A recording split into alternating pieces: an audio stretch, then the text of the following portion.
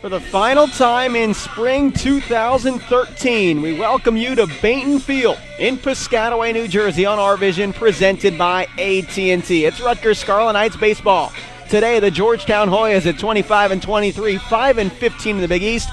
Visit Rutgers at 24-26 and 12-8 in the conference. Hello, everyone, and welcome to the Livingston campus. For 30th year head coach Fred Hill, it is senior day for 11 Scarlet Knights. Danny Breslauer and Jay Goldstein aboard with you, and it is a pleasure on this Mother's Day, and happy Mother's Day to all those out there watching. Jay, it was a great Saturday for the Scarlet Knights as they were able to, and today, while they honor the mothers in attendance of those 11 seniors, they were able to give them a little bit of an early gift with a doubleheader sweep, that of Georgetown yesterday, 17-3 and 7-1. Nothing would put the icing on the cake this weekend more than a victory today. Rutgers to get the sweep, getting confidence as they head down to Florida. But as you said, Danny, yesterday was fantastic. An 11-run fifth inning, 16 batters to the plate. Fantastic pitching overall by Smorrell and by Charlie Law in the second game of the doubleheader. They were able to overcome a 1-0 lead on a Justin Leeson leadoff, and they were able to just pick up right where they left off in the first game and now have a chance to go for the sweep this afternoon. If Moose were to script it one way all year, it would be that. It would be to get great pitching against that Georgetown lineup and then go out and have big innings. And that way you get separation and insurance that you can protect late in games. Starting lineups for the Georgetown Hoyas to face Rob Corsi, the Scarlet Knights senior pitcher. It'll be Justin Leeson playing center and leading off. Eric Weber will catch and hit second. Nick Collins, the DH, will hit third. The cleanup hitter is the right fielder Christian Venditti. Steve Anderson, the first baseman, will hit fifth. Danny Poplowski, the second baseman, will hit sixth. Corbin Blakey, the third baseman, in the seventh spot. The left fielder, Paul Bello, will hit eighth, and Curtis Pomeroy, the shortstop, will be the nine hitter. Will Brown will pitch. We'll give you the details on him in a bit. The 14th year head coach of Georgetown is Pete Wilk. Took over duties in 1999 to help rebuild the program, which for now is on the outside looking in for the Big East tournament. Most likely will need to sweep the rest of its games. There are the Scarlet Knights with Fred Hill in the middle, and Jay, they are Big East tournament bound. And that's fantastic. They were able to lock that up yesterday. They get to go down and play a very tough USF team, but I don't think they're at any liberty to rest their starters. USF's a tough team, tops in the conference. You want to have momentum going into Clearwater and have the best possible seeding that you can get. Rutgers will be in Clearwater for an extended period of time, that because they won't just play USF in a three-game set. They'll also play them in the Big East tournament or a potential other opponent, maybe a Seton Hall type. There are your umpires for today. Behind the plate, Joe Botita. Harry Greer's at first. Tom Scartozzi will be down at the hot corner at third. Jay alluded to the fact Rutgers locking up a spot in the Big East tournament yesterday. They are 12-8, almost assured of the 5 spot in the tournament. Most likely will not gain the 3 games of ground that they need to catch USF, and they won't lose the 3 games of ground to fall back to St. John's. That assuming they defeat the Hoyas today, Jay, that would set things up pretty well with Pittsburgh, Louisville, Seton Hall, and USF above them. St. John's, Notre Dame, and Connecticut below them and above the cut line of Georgetown, Cincy, and Nova. Well, Rutgers definitely has momentum coming into today. Yesterday was their first conference doubleheader sweep since 2009, outscoring Georgetown 24-4. That momentum definitely carrying into this afternoon, especially with Rob Corsi on the mound, who's building off last Sunday's start. There's number 12, calm, cool, and collected, walking to the hill on his senior day. The 6-foot, 190-pound left-hander from Oceanport, New Jersey, and Shore Regional High School, who started his career at Duquesne. And Jay, it was an excellent Sunday outing against UConn. We were a little bit worried because you and I did the Friday and the Saturday games. We said, well, he's a closer. How's he going to respond to starting? But he's shown that he can, wear both hats in a sense, and he came out very well, and he's looking to do the same today. And it's Tyler Gebler, who started his career as a closer, made his way into the rotation the last couple of years, that has now kind of fallen back into a dominant reliever role after an injury. Corsi moves into the rotation. There's Charlie Law, who pitched yesterday, Jay, in Game 2, and was brilliant, allowing just 3 hits in that leadoff home run. Yeah, it's fantastic. Charlie Law, when he has a team-high 43 runs batted in and also a team-high 69 strikeouts on the mound, that is what you call a two-way player. Charlie Law is a valuable asset to this team, and he will definitely be missed, but he is yet to leave his mark on Rutgers. He's trying to do that by leading them to a Big East tournament title. Game 1 went the way of Rob Samorel. Another great outing as RU led 17-0 in that game before winning 17-3, so all the run support that he needed for first-team All-Big East senior catcher Jeff Malillo, who will call balls and strikes for Rob Corsi today.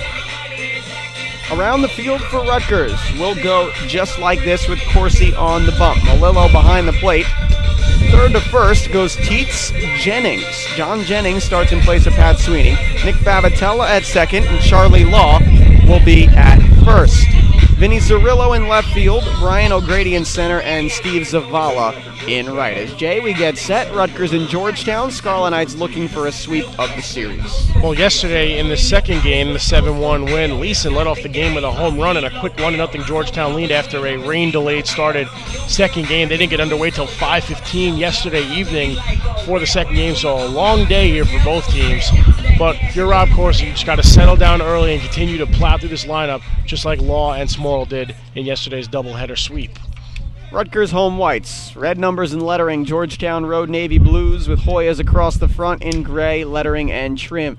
Corsi throws strike one outside corner to Justin Leeson, the 6'3", 200-pounder, senior out of Exton, Pennsylvania, and Westchester High School, plays center field, hits .307. Just a bit down from Rob Corsi, and it was last Sunday that he had his outing against UConn in the Sunday start after Rutgers split the Friday and Saturday games. Corsi threw 6 very good innings and set it up for 3 perfect relief innings from Tyler Gebler. Leeson out towards center. O'Grady drifts back a bit. 1 down. Good job by Leeson. It was a good job by Corsi to get Leeson to fly out reasonable distance, and we always talk about O'Grady in center field running all over the place. Made that catch for the first out of the game. Has been a busy year for Brian O'Grady in terms of putouts. Certainly something that, as the leader of this outfield, he takes quite a bit of pride in. That is putout number 121 for the Scarlet Knights veteran center fielder. Of course, he misses down and away to Eric Weber, the catcher for Georgetown. Hoyas come in at 5-15 in league play after a quick start. Count even at 1. Weber, the freshman catcher from Stockton, California, in St. Mary's High School. Georgetown, like many Ivy League schools, despite being in the Big East, recruits nationally academically. You'll see that reflected in their roster. Rutgers, of course, more Jersey-centric, 29 of 34 players. Weber struggling at the plate, hitting only .214 coming into today. The 1-2 coming from the Corsi pitch. It's fouled back. A very long, deliberate wind-up from Corsi. He'll be a little more compact in stretch situations, but you see the spread nature of his stance. Curveball hangs up. It's 2-2. And how short of a leash do you think Corsi has today? No. He was very good last week. I think today they'll let him go as he goes. Georgetown hasn't hit the ball that well this weekend either. 2-2 is a check swing foul ball. Well, Weber making Corsi work during this at-bat. Leeson swung at the third pitch. Was able to put that away. What Jay refers to, Rob Corsi has only thrown 43 innings this year, now making his 20th appearance and 3rd start. The 2-2. Full count. In those 43 innings, he has allowed 36 hits, struck out 27, walked 21. 3-3 with a 2.93 and 6 saves. The Rutgers closer. Ball 4, as working the walk is Eric Weber. It's good patience by Weber in that at-bat, coming back from a 1-2 count to work that walk and get the first runner on base for the Hoyas, who got off to a very slow start in both games. Fell behind Rutgers 17-0 in Game 1 yesterday after RU's 11-run 5th inning. And then after what was an excellent outing from Matt Hollenbeck, the number 2 for Georgetown. 1-1 1 game in the 6th after a Vinny Zerillo triple, and RU scores 7 unanswered. Chopper into right field for a base hit for Nick Collins over the outstretched arm of the 6'8" Charlie Law. 2 on, 1 out for Georgetown. That was a hard hit chopper by Collins. You saw Law jump, nothing doing there, right over his head. And Georgetown set up rather nicely, first and second, with just 1 out here in the top of the first. So DH Collins makes it that situation for the Hoyas. Brings up Christian Venditti, the cleanup hitter, right fielder. Venditti, the junior from Newtonville, Massachusetts. Hitting .236, team leading 7 home runs, 33 RBIs.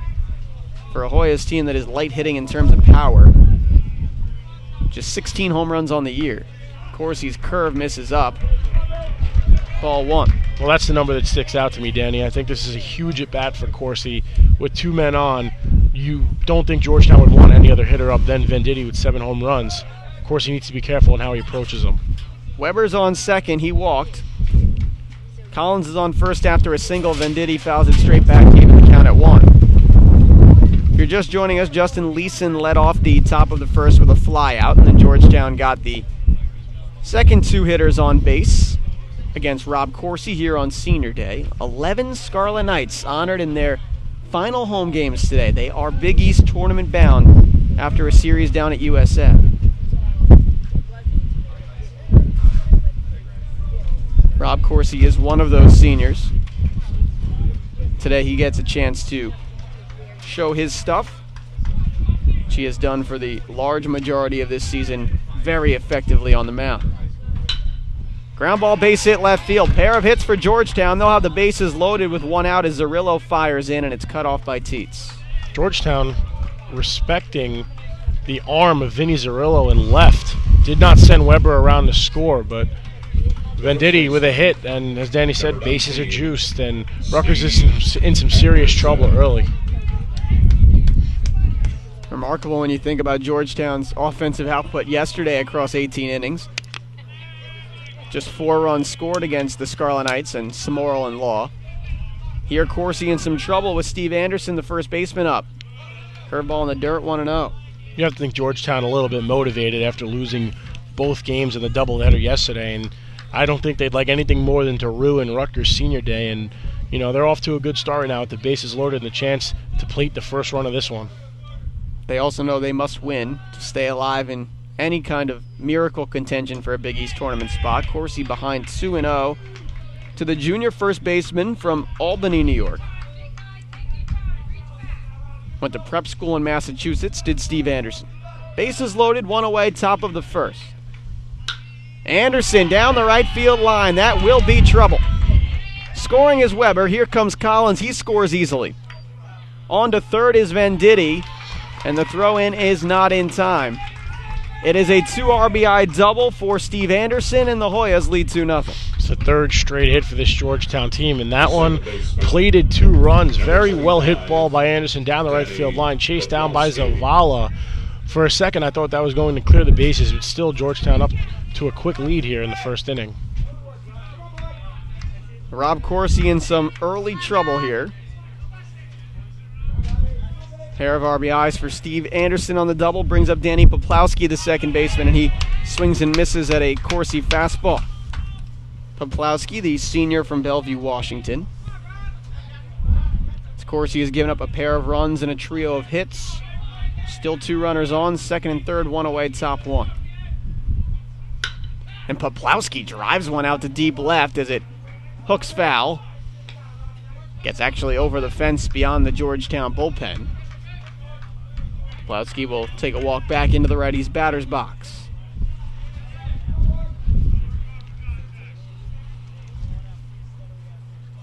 Anderson is on second after his 2 RBI double. Venditti on third. He singled, as did Collins, who scored. Weber walked and scored. 2-0 Georgetown, top of 1. Good curve from Corsi. They'll appeal. No swing. Poplawski held up. Corsi's in need of a big pitch, try and shift the momentum back his way a bit. Rutgers looking for a season-long Big East winning streak of 3. It's been a very give-and-take situation for the Scarlet Knights in the Big East Conference, but you win over 50% of your games, you're going to be in the field of 8. Strike 3 as Corsi gets Poplawski to swing over a curve. Good pitch by Corsi to get that second out and leave the runners at second and third, but Georgetown already sending their 7th hitter up of the inning, and we're only in the top of the first. It's Corbin Blakey, the third baseman, senior from Georgia. Second and third, 2 away. Corsi behind 1-0 outside with the fastball. Rutgers with 5 senior starters today, 4 hitters, and Corsi the pitcher. Venture to guess you will see many of the rest of the 11 coming off the bench today. The 1-0. Just a bit down. It's Joe Botita calling balls and strikes behind home plate. 67 degrees. Sunny skies here at Bainton Field in Piscataway today at first pitch. The 2-0, and it's 3-0. Not the start, I'm sure, that Rob Corsi envisioned as Rutgers wraps up a season-long 8-game homestand. Well, if he can limit the damage to just 2 runs and get an out here, I think he'll be able to settle down as the innings go by. Up the middle, base hit.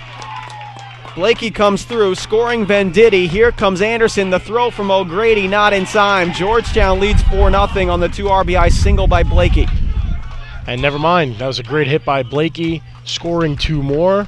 Placed right where he needed it to go. The 2 runners scored from second and third respectively, and of course he already given up 4 runs here in the first 2/3 of an inning pitched. Scarlet Knights will get the bullpen going as Casey Gaynor comes walking out of the dugout and signals for a right-hander to get throwing. Paul Bello, the left fielder, will face Corsi and foul it straight back. Georgetown's 8th hitter of the first inning, 4 runs on 4 hits and a walk. Bello, the senior from New Jersey. He went to Del Barton High School.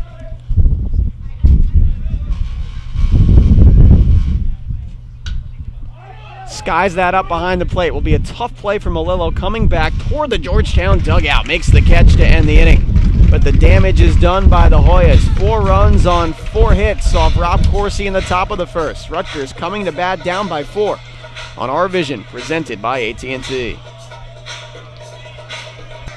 Bottom of 1 we go. Georgetown's starting pitcher will be Will Brown. 3-1 record, 2.3 ERA, making just his 3rd start, the 14th appearance, and we'll explain as to why Georgetown has to go so deep into its rotation today.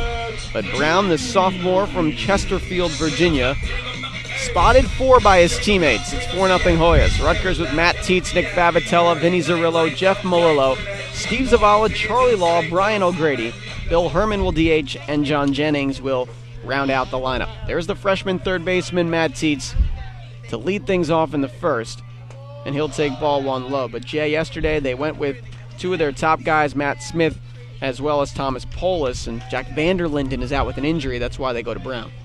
Brown's respectable pitch at 3-1. 3-1, as you said, with an ERA that is below 2.5. I mean, he's capable of getting the job done, but he's going up against this hot Rutgers lineup that scored 24 runs yesterday. Brown more of a reliever, just making his 3rd start. Much like Corsi. Tietz toward left field. Rutgers gets it started with a hit. It's a good sign for the Scarlet Knights after falling behind 4 runs. If these bats can stay hot, Rutgers can make this a game again in no time. 48th hit of the year for Matt Tietz, who has been sensational since taking over the starting third baseman spot about 40 games ago.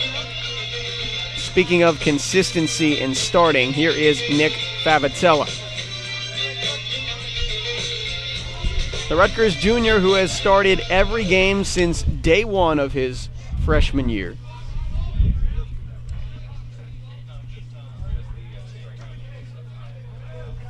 That's approaching 140 games for Favitella, and he takes strike 1 down the middle from Brown. Nick hitting .303, making his 51st start of the year in as many games.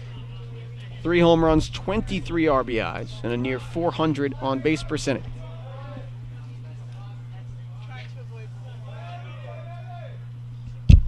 Tietz is on first with nobody out. Favatella towards second. Easy for Poplawski, who double clutched on the throw. So one away on the catch, and Tietz gets back in.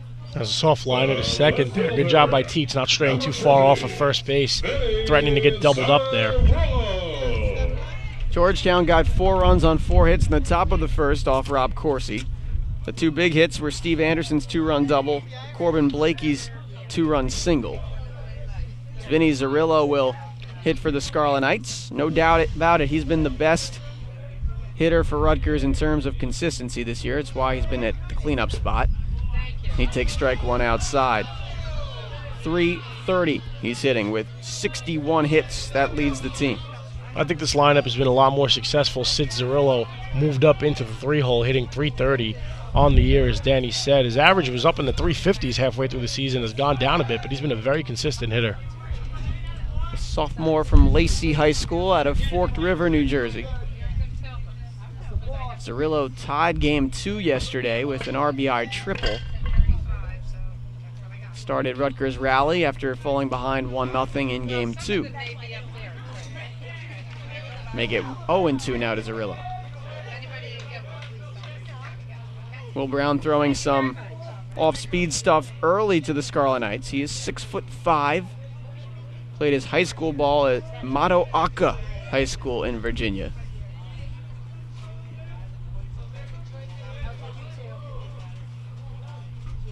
Zerillo reaches out, drives it up the middle for a base hit. Tietz got a slow start because of the line drive aspect. Rutgers with 2 on and 1 out. It was a great piece of hitting by Zerillo. Got one right through the gap, and now Rutgers trying to threaten a little bit here with 2 on. Feels like there could be some runs in this one on this Mother's Day. We've yet to play 1 inning. Already 6 hits between the 2 sides. Yeah, this game already does not have the makings of a pitcher's duel, which yesterday 17-3 win did. The runs didn't start until the 4th inning. Same could be said for the 7-1. Nothing started really till the 6th. That's a balk, without question. Will Brown set up high and then broke his hands. Some inexperience shown there by the Hoya starter. Both runners will move up as Jeff Melillo is up. Melillo definitely licking his chops. Instead of having 1, he now has 2 runners in scoring position as Rutgers tries to get back in this one down 4. Entire Rutgers bench called for that one as the senior catcher hitting .288. We'll look at ball 1.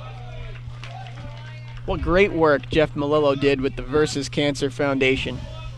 Last Sunday that the squad shaved their heads for the $13,000 that he was able to orchestrate raising with the program. The senior from North Hunterdon High School. Ground ball left field base hit. Tietz scores easily. Laterio waves home Zerillo. The throw is not in time. Melillo will be thrown out at second easily. But it's a 2 RBI single for Jeff Melillo, and the lead is cut in half. Well, that's fantastic. Regardless of the fact that Melillo was thrown out at second, Rutgers already cuts the lead in half, gets 2 runs back very quickly, and now only down 4-2 with 2 outs. But getting back to Jeff Melillo, you heard in the pregame ceremony what the PA announcer Mike Hanna was saying about Melillo, about his work in the community and his play on the field. That is something that any MLB team would value, as he does want to continue his career at the next level.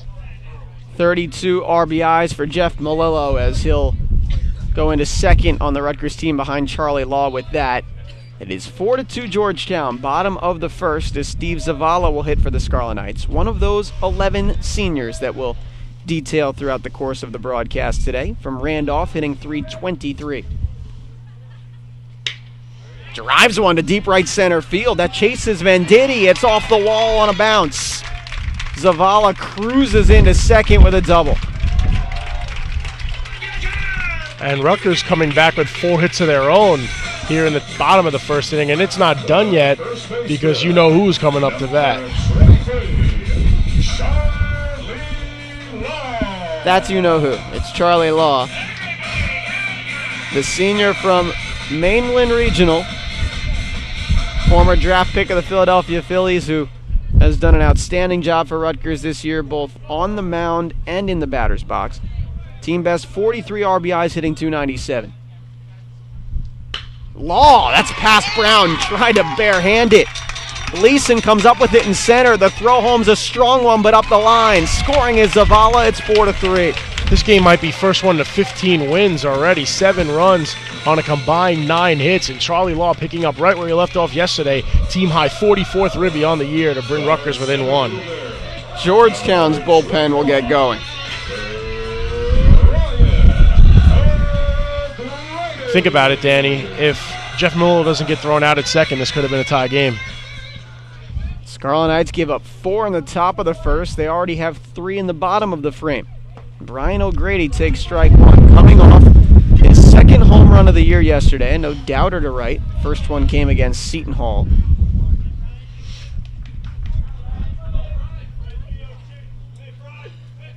The 0-1, just a bit low. And in forecasting forward, Seton Hall, a potential first-round matchup for Rutgers in the Big East tournament. RU almost certainly will be the 5 seed, in which case they would face the 4. It could be USF, Seton Hall, really Pittsburgh or Louisville too, the way this conference is shaping up. Most likely USF or Seton Hall, you would figure. O'Grady's behind 1 and 2. Law's on first. 3 in for Rutgers, bottom 1. They trail 4-3.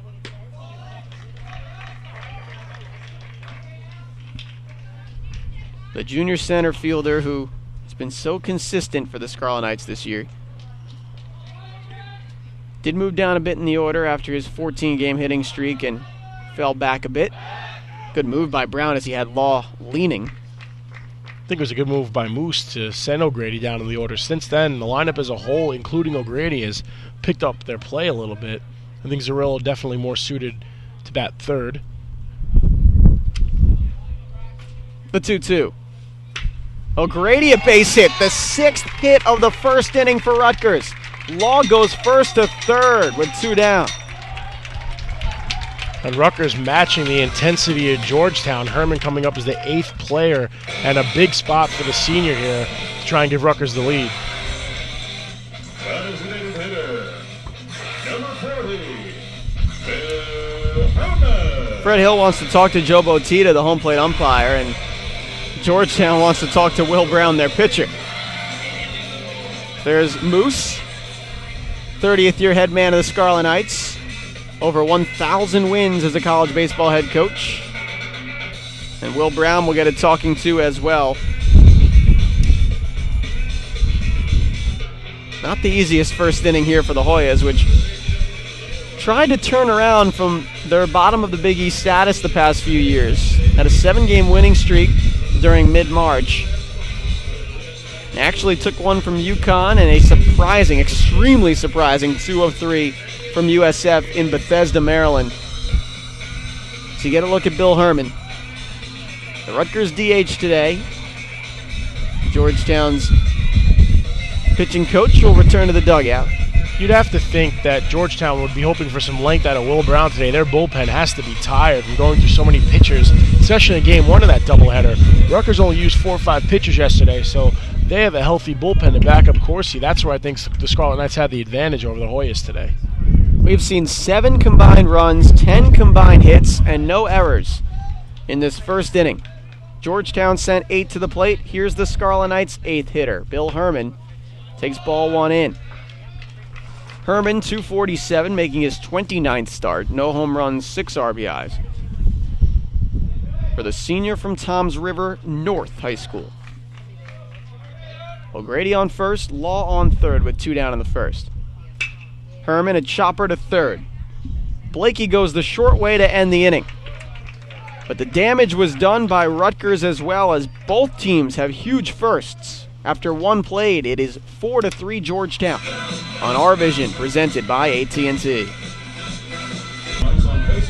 Georgetown's first trip to Piscataway since 2009. In the first inning, a wild one. 10 hits, 7 runs. There's your score, 4-3 Hoyas. Danny Breslauer, Jay Goldstein with you here at Bainton Field. You see the crowd behind home plate here on this Mother's Day.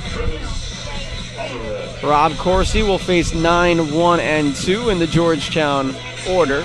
Curtis Pomeroy, the shortstop, and then back to the top with Justin Leeson. Corsi gave up 4 runs on 4 hits in the first, Jay, looking to settle down. Yeah, definitely. I think he's in need of a 1-2-3 inning just to try and settle down. He's already almost through this lineup one time. Pomeroy, the freshman from Shrewsbury, Massachusetts. And Corsi behind 2-0. Rob has been Rutgers' closer much of the year. 6 saves for the Oceanport native. Asked to come into the rotation with Tyler Gebler's injuries. And he has moved into the pen. 2-1. It blows my mind how pitchers are able to do that so successfully and have the mindset of a starter as opposed to a mindset of a closer. I don't think it's easy to do. Doesn't work for everyone. See it at the professional level all the time, count even at 2. I mean, for a perfect example, you look no further than the Bronx and Jobber Chamberlain and what has happened with his career going between the bullpen and starting rotations and how it can mess with your mechanics. The 2-2. Great curve from Corsi. Oh, it did not miss by much. Woo! Full count. Looked like it spun in there pretty good. Full count offering to Pomeroy. Corsi did make 6 starts last year in the weekend rotation before suffering an injury. Was Big East Pitcher of the Week back on March 19th of 2012 after shutting out Stetson. Pomeroy toward no man's land in right center, but Favitella goes back to make the catch.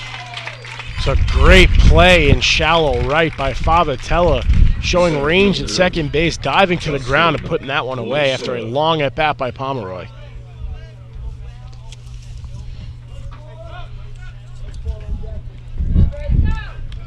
Turns the lineup card over for the Hoyas. We're in the second inning. Georgetown leads Rutgers 4-3 in this home finale for the Scarlet Knights before they venture down to USF for a 3-game set and then the Big East tournament in the suburbs of Tampa. Upstairs to Leeson, who flew out to center field to lead the game off before the barrage of Hoyas hits that led to the 4 runs. The 1-0. Leeson fouls it away. 307 hitter, 1 home run, 21 RBIs. The home run coming yesterday to lead off game 2 against Charlie Law. Mentioned Georgetown's lack of power. There's action going on down in the Hoyas bullpen. Perhaps Will Brown has overstayed his welcome with the 6 hits allowed in the first inning. There's Rob Corsi, the open stance as he offers from the wind up with a curveball that sails away. I don't think he was happy with the location of that one. Missed outside. You could say that. The former Duquesne pitcher was their Friday starter before the baseball program was on the chopping block out there. Count now even at 2 as that one goes out to the Rutgers batting practice area.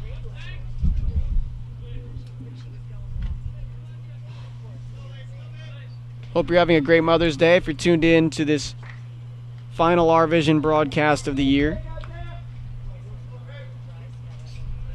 Of our more than 100 games that you've seen across the various Scarlet Knights varsity sports. Back-to-back full counts for Corsi here in the second.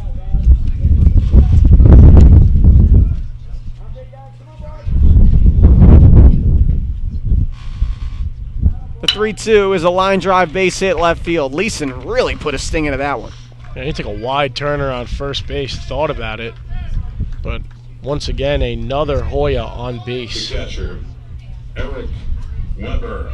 It's a 1-out single for Leeson, the 5th hit for Georgetown. Rutgers had a 19-hit game yesterday. That was good for its best of the season. The 17 runs in Game 1 was tied for the most they've scored in a game this year with the series finale down at Old Dominion back in the early season. Corsi checks on Leeson as Eric Weber hits. The catcher is 0 for 0 with a walk and a run scored back in the first. We play here with 1 out, top 2. Georgetown 4, Rutgers 3. One bounces through Law, who throws it back.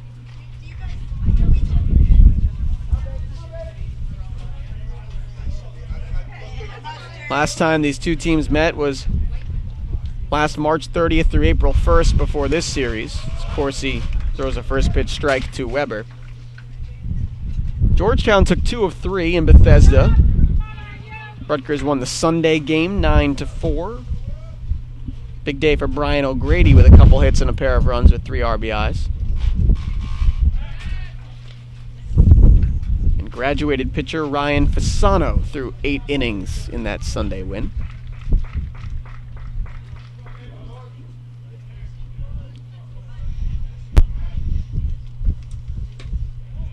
Weber looks at ball 1. It was Weber that had a long at-bat in the first inning that started this. Got on base via the walk and came around to score, and that's what started the barrage of Georgetown hits.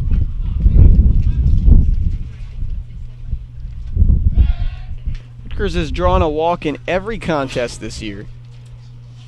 Did not get one in that first inning because they had 6 hits. Averaging 4.4 walks per game. At least 10 walks in 5 different games. There goes Leeson. The throw down by Melillo on the strike is in time. Swipe tag by Favatella as Melillo guns down another Big East runner. It's number 20. That arm of Melillo is really something else. Snap throw right over the head of Corsi, and they got him just in time. Big second out for Jeff Melillo over to Favatella covering second. And now the 1-2 is a curveball that misses in. Jeff Melillo, one of the best Rutgers catchers in recent memory. And certainly the 20 caught stealings this year catches the eye of many scouts. Another full count for Corsi in the second, and the pitch count rises. Had big shoes to fill, replacing Jason Hernandez, who was the catcher here when you and I were still students. Loses another to a walk. It's the second in as many innings for Corsi against Weber.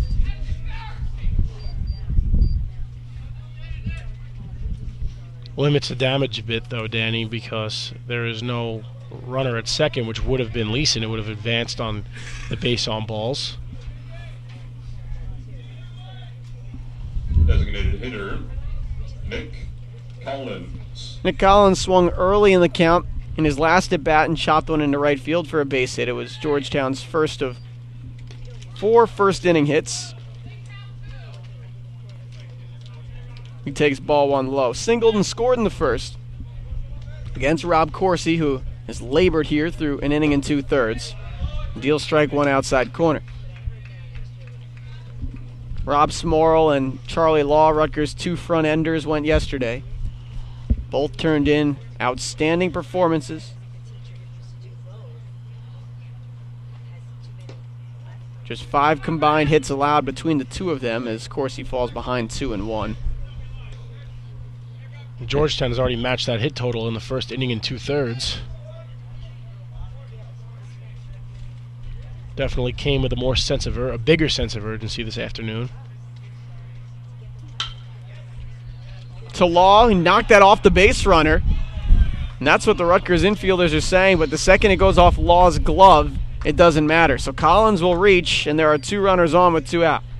The right fielder, Christian Venditti.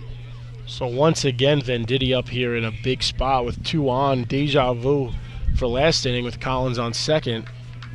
And Weber on second. Check that, and Collins over at first base. All Fred Hill needed to hear as he'll walk back to the dugout was that hit Charlie Law's glove before grazing off the leg of Weber,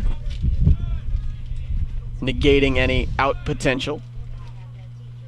And Venditti takes ball 1 low. Singled and scored in the first. Top of the second, 2 outs in what has been a very lengthy inning and a half. It is 4-3 Georgetown leading Rutgers. 12 hits between the 2 sides on this senior day in Piscataway. Changeup got outside corner, 1-1.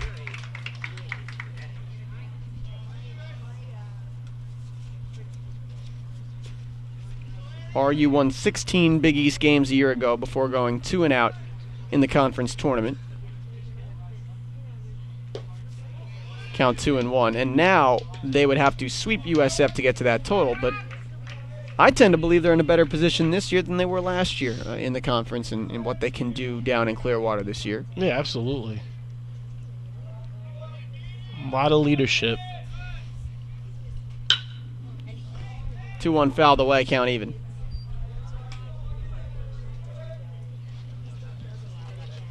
Gorgeous Mother's Day. Outstanding weather for those in attendance. Many of the family members that are normally accustomed to having seats out on the hill had to come here today for their ceremonies on the field.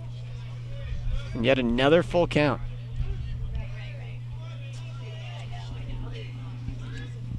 Get you an updated pitch count after the inning. As Corsi has battled through an inning and 2/3. It's Christian Venditti up with 2 runners on and 2 out.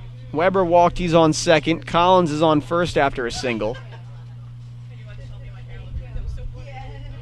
Justin Leeson was thrown out earlier in the inning on a stolen base attempt by Jeff Malilla. The payoff. Fouled back. Both runners were going with the full count 2-out situation.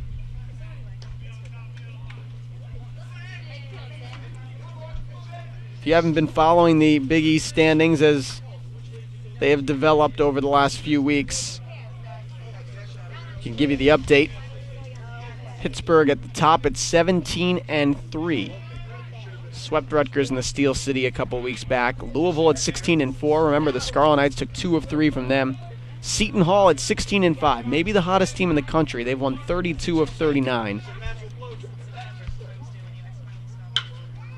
This one skied to left field down the line. Zerillo will give it a chase toward the fence. Reaches over and won't get it as it goes into the Georgetown bullpen about 320 feet away. Gave it a good look. Just ran out of room.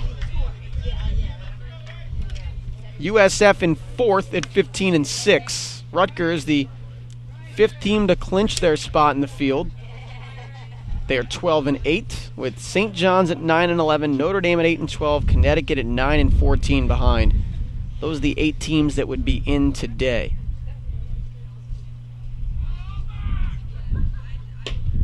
Another walk for Corsi, his 3rd. Bases are loaded with 2 outs. 3rd time already Georgetown has had the bases juiced.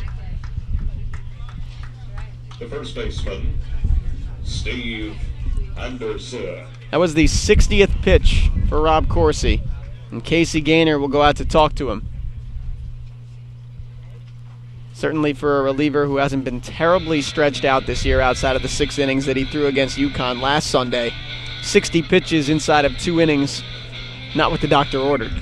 No, and, we were talking, at the beginning of the broadcast about how long we could think he would go, building off of his strong performance against Connecticut. And then, both pitchers have struggled so far, but 60 pitches in an inning and 2/3 is not what Rutgers needed out of Corsi today.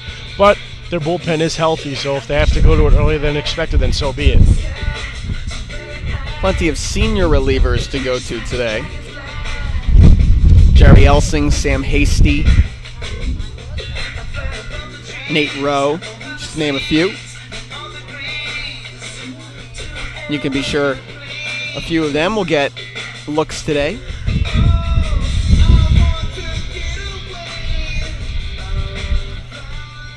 There's Steve Anderson, had a 2 RBI double in the first inning and came around to score. He hits here with the bases loaded and 2 outs for Georgetown.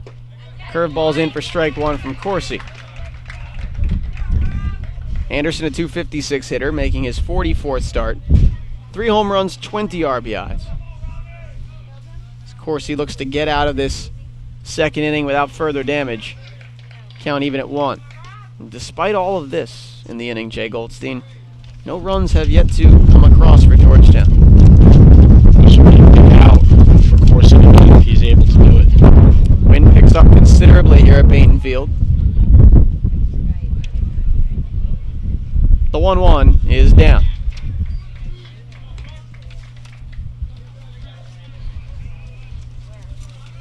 Rutgers has played some high-scoring games this year, but not as of late. There's been some good pitching, timely hitting, not a lot of shootouts. The 2-1 is chopped foul.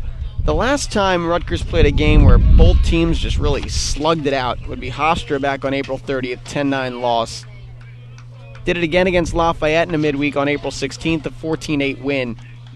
The real shootout of the year came on April 9th at Fordham, a 15-14 loss. Other than that, the pitching has been great, and all of those games were midweekers. The 2-2, it'll be a full count with 2 outs and the bases loaded. 4 full counts in the inning for Rob Corsi.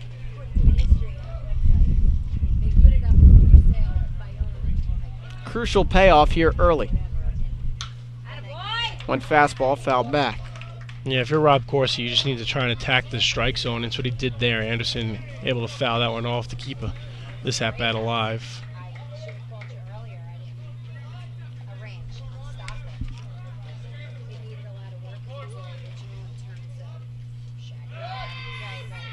Had the runner on third, moving a little bit, Weber. Remember, lefties can hang that leg all the way around and step off the rubber. The full count. Anderson golfs one down the right field line, but it'll hook foul. Swung at ball 4 for sure. But at the same time, nearly cleared the bases. Fortunate hook there for the Scarlet Knights.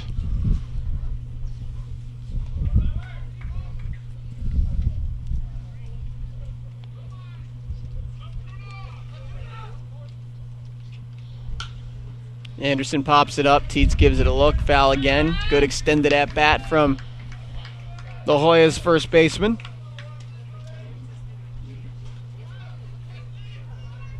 Their all Big East player is Justin Leeson, but Anderson, another one that has produced well for them this year.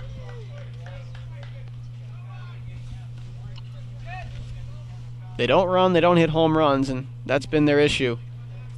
Pitching and defense can't do it all the time. And it's another ball. Ball 4, a walk.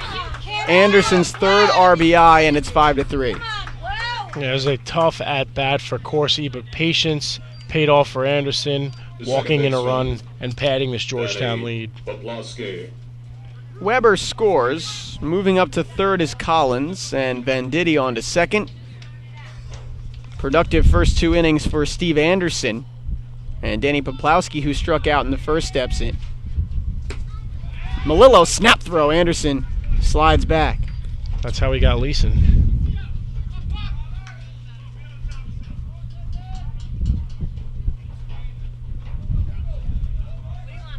The overhead view of Bainton Field and Piscataway on the Livingston campus.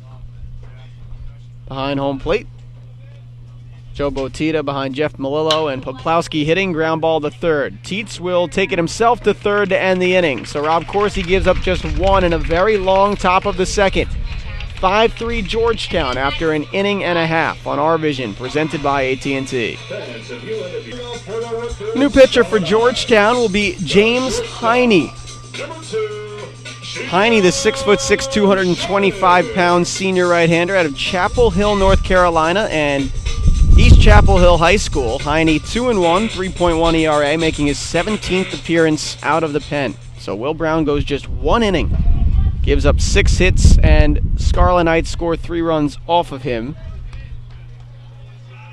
We'll finish his line in just a bit. Rutgers will go 9-1-2 here in the second, trailing 5-3. John Jennings, Matt Teets, Nick Favatella. John Jennings ahead 2-0, scored a trio of times in yesterday's game 1, Jay. Yeah, John Jennings, we really haven't gotten too much of a look at him here on RVision, as Pat Sweeney usually starts at short, but nice young player for the Scarlet Knights. Count now 2-1 to Jennings. He's making his 14th start today. 170 is his batting average, no home runs, and 5 RBIs. For the redshirt freshman infielder from Governor Livingston High School in Berkeley Heights. 2-2. Jennings didn't play last year while redshirting. 4-year starter at Governor Livingston. Fouls that one away, staying alive, protecting on 2-2. Played in the New Jersey State All-Star game back in 2011, did Jennings. Was all-county, all-conference, and second-team all-group. 2-2 from Heine. It's a curveball. Jennings up the middle for a base hit. Rutgers 7th in an inning plus. 7 hits and 9 at-bats. Definitely take that, but, great way to get things started. Now down 2 runs here in the bottom of the second. Back to the top for RU as Georgetown, through its first 2 innings, has sent 16 hitters to the plate. Rutgers well on its way to doing the same, this time against James Heine. As Will Brown went 1 inning, gave up 6 hits, 3 runs, all of them earned. No strikeouts, no walks, but 1 balk. And Rob Corsi has struggled through 2. As Matt Tietz takes a curveball in for strike 1. He singled and scored in the first.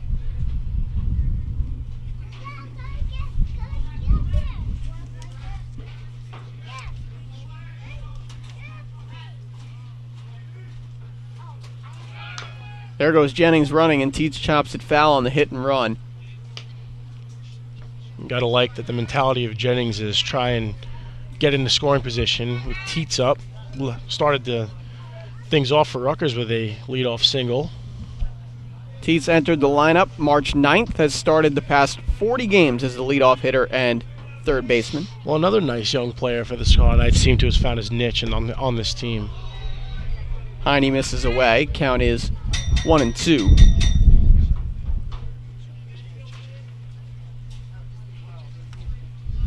Leads the team in doubles with 14, does Matt Tietz. Could use one of those here. The 1-2. Tietz flares one towards center field. It's a base hit. Jennings into second, and Rutgers with 2 on and nobody out. Good start to the inning for Rutgers, being able to get 2 on with Rutgers' best situational hitter coming up to bat.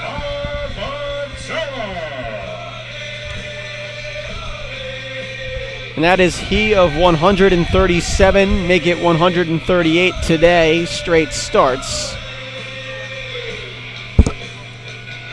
It's the 15th best streak in the nation.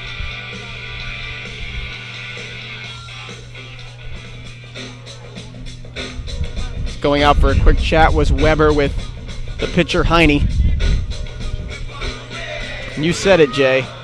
Someone's got to be the sacrificial lamb for the Hoyas today. Maybe that is the senior Heine. No action in the bullpen. Squaring to bunt is Favitella. He'll do that. Ball 1 upstairs on the curve. Nick popped out to second back in the first inning. Well, we've seen him lay down quite a few nice bunts to advance runners and then gets rewarded in latter innings by getting on base with a hit or a walk. So, found a great role in the team and great at moving runners over. It's what he does best. 5 sack hits this year for Rutgers.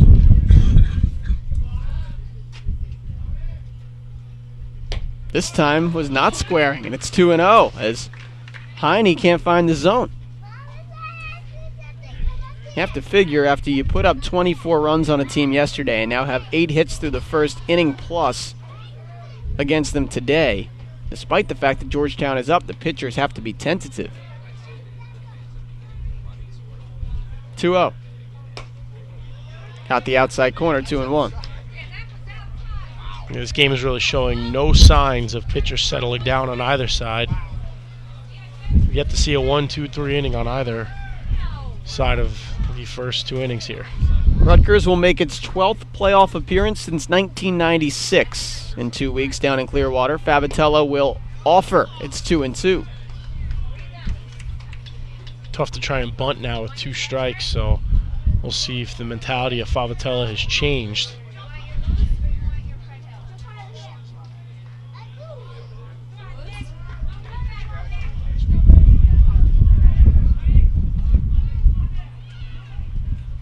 Favitella into left field. A trio of singles for Rutgers. Jennings is waved home. The throw from Bello will be cut off. 5-4, and Rutgers is in business. And that's where Favitella reaps the benefits of always being that sacrificial lamb. Instead, the count went to 2-2, and he lifted one right into left field to bring Rutgers back within 1 run.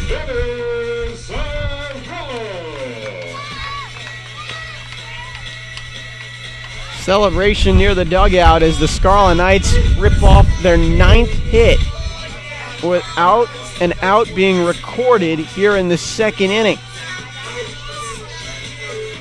Well, if you're just joining us expecting to be in the fifth inning or something on RVision, you're quite wrong. Bottom of the second, Georgetown 5, Rutgers 4. 15 hits and 9 runs on the board already as Zerillo fouls it away. Vinny singled and scored in the first, moved up on a balk as well.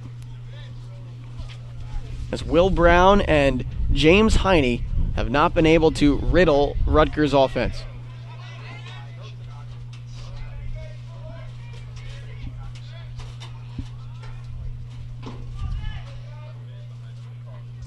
The 0-1 to Rutgers sophomore. He'll bunt. It's a really good one. Charging is Blakey. The throw is not caught.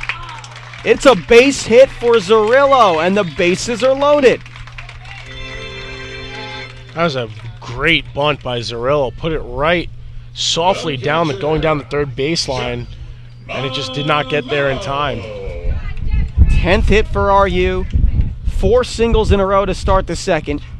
And now Georgetown's bullpen will get going. 2 double-digit hitting games in 3 tries. They've done that quite a bit this year, haven't they?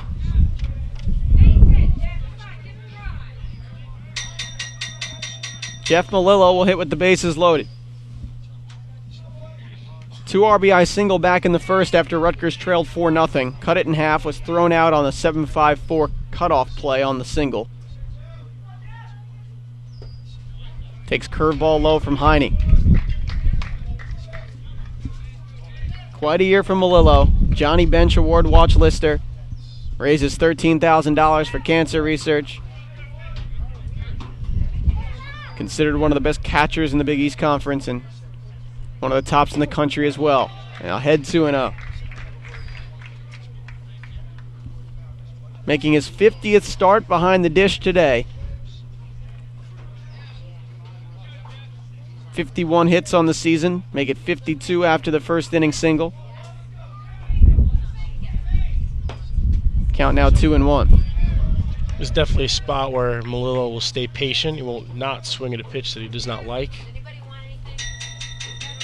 One of the most patient hitters in the Rutgers lineup. He has 27 walks this year. About a walk every 2 games. And we've said it all the time, he does not strike out often. 2-1. Ground ball to second. Could be 2. Poplawski to Pomeroy on to first. It is a double play of 4-6-3. So no RBI for Melillo, but the run does score in the form of Teets, and it's 5-5. Well, he did the job. He tied the game. I'm sure that was not a ball that he would have liked to hit grounding into a double play, but the game tied at 5.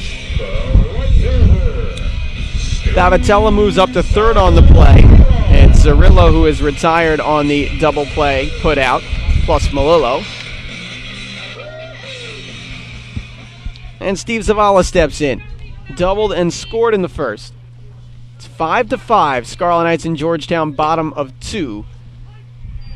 Zavala takes strike 1. Steve has been one of the best players for Rutgers this year if you look at the numbers. 323 average, 443 slugging, 438 on base percentage. That's one of the best in the conference. And Zavala pops it up. Left fielder Bello lines it up, makes the play to end the inning while fighting the sun. But the Scarlet Knights pick up 4 hits, and a run scores on Melillo's double play, as well as an RBI single from Favatella. After 2, it's 5-5 on RVision, presented by AT&T. Well, you can close the book on both starting pitchers as we enter the top of the third. Nate Rowe will come in for relief of Rob Corsi, who goes 2 innings, gives up 6 hits and 5 runs all earned, 1 strikeout and 4 walks. There is Rowe, the Rutgers senior, out of Plainfield, New Jersey, and Seton Hall Prep High School. Rowe, who was great last week, really no other way to put it, in his relief during that UConn series. Making his 19th appearance, all in relief. His 30th inning of work coming up, and that one fouled away to lead off the third by Corbin Blakey, who had a 2 RBI single in the first. It'll be 7-8-9 for Georgetown here in the third. Danny Breslauer and Jay Goldstein aboard. I don't think Rutgers wins that game if not for Nate Rowe. Oh, you're right. He came in when Rutgers needed some back-end support. Bounced back from a Friday loss. Charlie Law threw the Saturday, his first Saturday start of the year, as Rowe gets ahead 1-2.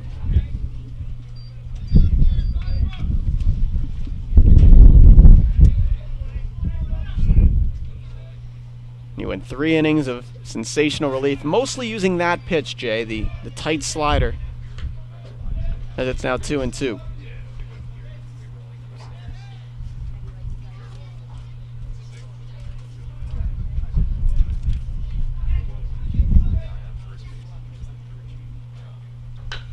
Blakey a chopper. Teets will charge. Throw. 1 down. It's a bit of a wild at bat by Corbin. Rowe was a little bit all over the place location-wise, but he got one to chop toward the mound, and Teets came on to make the play. Paul Bello, who popped out to Melillo to end the first inning as the 8th hitter of the frame. If you're just joining us, Georgetown with 4 in the first, 1 in the second. Rutgers with 3 in the first, 2 in the second. And we're tied at 5 here in the top of the third. Ball 1 from Rowe, who has now pitched in 56 games for the Scarlet Knights. Fouled away. 11 starts in 2011 before his Tommy John surgery a year ago. 96 Ks over 140 innings for the aspiring public relations professional. Greg Kirk. I mean, Rowe's action on his breaking stuff from April 1st on is the main reason why he is Moose's go-to guy. Absolutely, and if he keeps throwing like this, I don't see why he can't give Rutgers some length here in this game. There's another. A strikeout from Rowe retires the 7 and 8 hitters from the Hoyas here to start the third. It's the first time I think there's been 2 straight outs recorded for Georgetown. They've been hitting the ball well as Rutgers. The shortstop, Curtis. Jay, it is the second time that 2 outs in a row have been recorded in the game. Just the last 2 outs of the second for Rutgers. Then here the first 2 outs of the third for the Hoyas. Curtis Pomeroy's 0 for 1 with a fly out, and Rowe hits the outside corner with a curveball. Maybe Nate Rowe is exactly what Rutgers needed. Just works quickly, pounds the zone with breaking stuff. Now a fastball chopped toward Teets. How about a 1-2-3? Let's have it.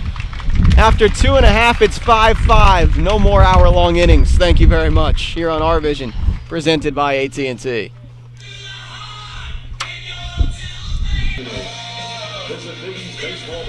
James Heine back out for the Georgetown pitching portion of the third. Gave up 4 hits and a pair of runs in the second, as RU was able to tie the game at 5. That's where we stand. RU with 10 hits, Georgetown with 6. And Charlie Law leads off things for the Scarlet Knights in the third. 6, 7, and 8. Law, O'Grady, and Herman. Breaking ball hits the zone, strike 1. Charlie singled. There was an RBI single back in the first. Cut the Georgetown lead to 4-3. Heine's 0-1. 2-seamer misses away, 1-1. Georgetown baseball does not have a ton of history. That said, Pete Wilk has had longevity there, 14 years, building them on and off the field as a program. Count now 2-1. Was coach of the year in 2004 and named to that because of a successful 2-year win total of 50. It's Georgetown's best in their history, but they have struggled. They haven't been able to really get in the Big East tournament here in the past few years. Law checked his swing. It's 3-1. But Jay, you have to give credit to Pete Wilk continuing to work hard and get guys into the major leagues. Absolutely, and I think it's always a plus when you can recruit from all over the country too. If guys want to come from California and Washington to come play in the nation's capital. 3-1, ground ball to short. It's booted by Pomeroy. Law will reach on the E6. You saw Pomeroy not too happy with himself, batted that one down with his bare hand and just could not pick it up and make the throw. Heine pointing to Pomeroy, tell him, you and me for any throw down. As the shortstop will readjust the glove and try to figure things out for the next time. Best thing about sports is short-term memory loss. Just move on to the next one. Try and get your next batter. Mentioned Georgetown graduated some key guys. Leading hitter, the shortstop, Mike Garza. As Brian O'Grady takes strike one. He is 1 for 1 with a single today. Garza hit .393 last year. Their outfielder, Rand Ravenos, the .325 hitter. And pitching ace, Will Harris, of 2.85 ERA status. That one thrown away by Heine, and Charlie Law will have about the easiest move up that he's had all year on a wild pitch. Well, Charlie Law definitely not known for his speed. You saw him chugging all the way up over to second base to get in scoring position. Charlie's only 1 for 2 in stolen base attempts this year, so not often you'll see him even try to move unless it's all the way to the backstop like that one. Spot here potentially for O'Grady to bunt now, 1-1 with Law on second, nobody out. He'll swing away and foul it back. 5-5 is the score, bottom of the third, the home finale here at Bainton Field. Rutgers looking for Big East win number 13 as they have clinched a spot in the Big East tournament, which starts in 2 weeks. Georgetown needs to win to stay alive for Big East tournament contention for the final spot as O'Grady looks at a curve, count 2-2. Yeah, Charlie Law can pitch, he can hit. I think Rutgers is okay with the fact that he's not known for running. You won't hear him called a 5-tool guy, but maybe a 3 or a 4-tool, because he is a very good first baseman as well. Plenty of weapons in his arsenal, though. I said before, a very valuable asset to the Scarlet Knights team. 2-2, O'Grady watches it sail away, 3-2. Good eye by O'Grady there, working the count full, and patience key with the go-ahead run on second. While this has been a slugfest, if you will, Rutgers has still never led in this one. Trailed 4-0 early, got it to within 4-3 before Georgetown made it 5-3. It's now 5-5. 3-2 from Heine. O'Grady, right field, base hit on a few bounces. Law will be waved around, and Venditti will not have a play. An RBI single for Brian O'Grady, and Rutgers now does lead 6-5. There it is, and that play by Pomeroy at short proved to be the difference maker as it allowed Law to move up into scoring position and then come around on that single. And Rutgers, as Danny just said, first lead of the game, and we've seen a combined 17 hits through the first 2 1/3. 2+. Yeah, 2+. No outs recorded here in the third. Maybe that 17-run total from yesterday in jeopardy. Back-to-back base runners for Rutgers to start the third as Bill Herman squares to bunt. Off and running is O'Grady. He has it stolen easily. Brian O'Grady was hitting up in the order. Remember that early on in the year. He's now 5 of 7 on the pass. Well, he wasted no time at all. First pitch to Herman, he was gone, and it paid off. He got in the scoring position. And I think the Scarlet Knights know while they have this bit of a momentum swing, they want to plate as many runs as they can because they know in this game Georgetown is capable of coming right back. Herman will square to bunt again. Heine misses down and away. First pitch was a strike to Herman on the bunt attempt. Rutgers, despite having 6 runs through 2+, they have not recorded a walk yet. They have 11 hits and 1 player getting on base by way of an error. I think Rutgers is swinging a bit more freely Yeah. in this game as opposed to, going against an ace and taking your pitches and taking your time. Herman will bunt again, this time a good one. Forces Blakey to make the play. Retired 5-4 at first is Herman, but it is a sac bunt, and O'Grady moves up to third. And Herman, the only Scarlet Knight to not record a hit so far today, is now 0 for 1. But team play there. Herman had a huge junior campaign, 2 home runs, 25 ribbies, big expectations coming to this year, kind of platooned at first DH with Charlie Law, but came up big yesterday. So continuing a very productive weekend is Bill Herman. Joe Lotario's been busy, the third base coach. You saw him chatting with Brian O'Grady, and John Jennings steps in and takes ball 1 away. Jennings singled and scored in the second. He led off the second inning, which feels like about 3 hours ago. 6-5 Scarlet Knights, bottom of the third. And Heine misses down. Georgetown starter Will Brown went just 1 inning, gave up 6 hits and 3 runs, all of them earned, no strikeouts, no walks. James Heine came on. The Georgetown bullpen is quiet, and it appears that he'll be the guy to throw for a while. Rob Corsi went 2 for Rutgers, giving up 6 hits, 5 runs, 1 strikeout, 4 walks, and Nate Rowe had a 1-2-3 third. Count now 3-0 to Jennings. Well, this team has to be tired from using so many pitchers in the doubleheader yesterday that Heine has to be the guy right now for the Hoyas, and hopefully Nate Rowe can do the same thing for the Scarlet Knights if he can build off a strong 1-2-3 in the fourth. Ball 4, there is the walk that Rutgers has drawn in every single game this season. The third baseman, Matt T. Corners and 1 away from Matt Tietz as the offensive barrage continues.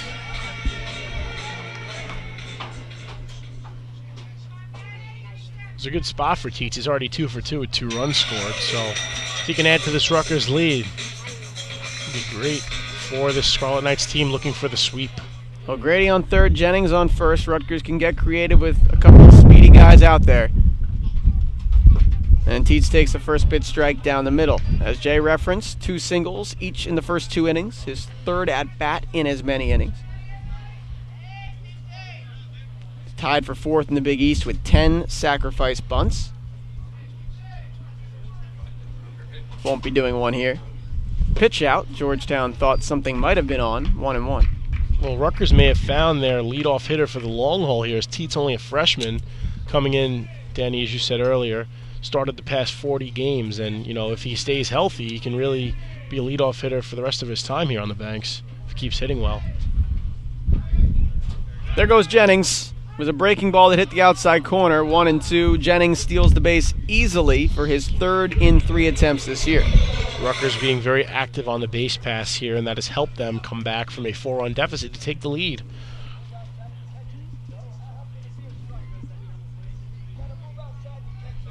And Fred Hill, rightfully so, not happy with that strike 2 call, as Weber caught that backhanded over the outside corner and quite down. Count now 2-2. And now Georgetown's bench not happy with the outside corner.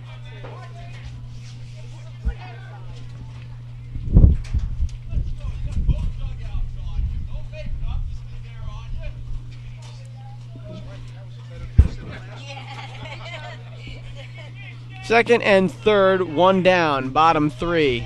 Rutgers has scored in every inning. They lead 6-5, and Tietz will stay alive and nearly dunked one inside the right field line.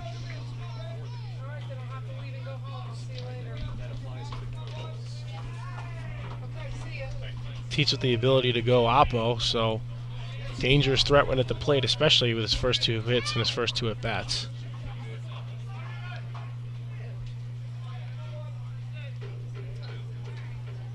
Two. That curve hits the outside corner, strike 3. Great pitch from Heine, and Tietz goes down looking. Bit of a controversial at-bat, but it ended with Tietz going down looking. Good job, though, working the count against Heine. And with the third baseman going down for Rutgers, worth mentioning, Pat Kivlahan has been outstanding in the Mariners' minor league system. 13-game hitting streak as of late for him, so great to hear for PK47, the Big East Player of the Year a year ago. Nick Favatella takes strike 1.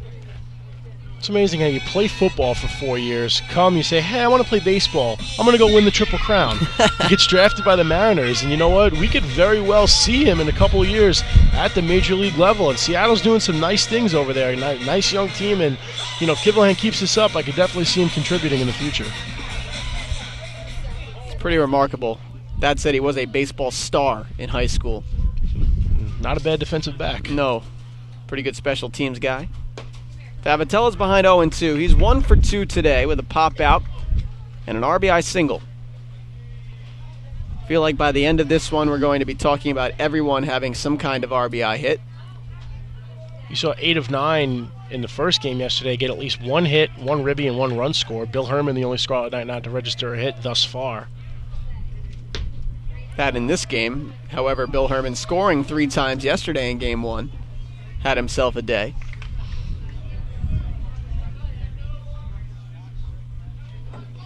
Charlie Law started this inning by reaching on an error. He came around to score on a Brian O'Grady single to give Rutgers its first lead now at 6-5. 2 down bottom, 3 runners on second and third. Favatella, ground ball up the middle. Pomeroy circles it, throws, got it. That'll end the inning, but Rutgers gets another hit and another run. After 3, 6-5 Scarlet Knights on RVision, presented by AT&T. Fans, tickets for the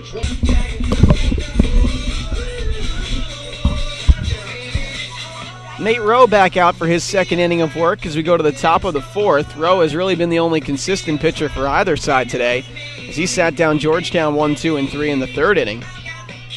Danny Breslauer, Jay Goldstein back with you. There is Rowe, someone who has been very vocal over the past couple weeks about just how good this team has been when they bear down, pitch well, get timely hitting.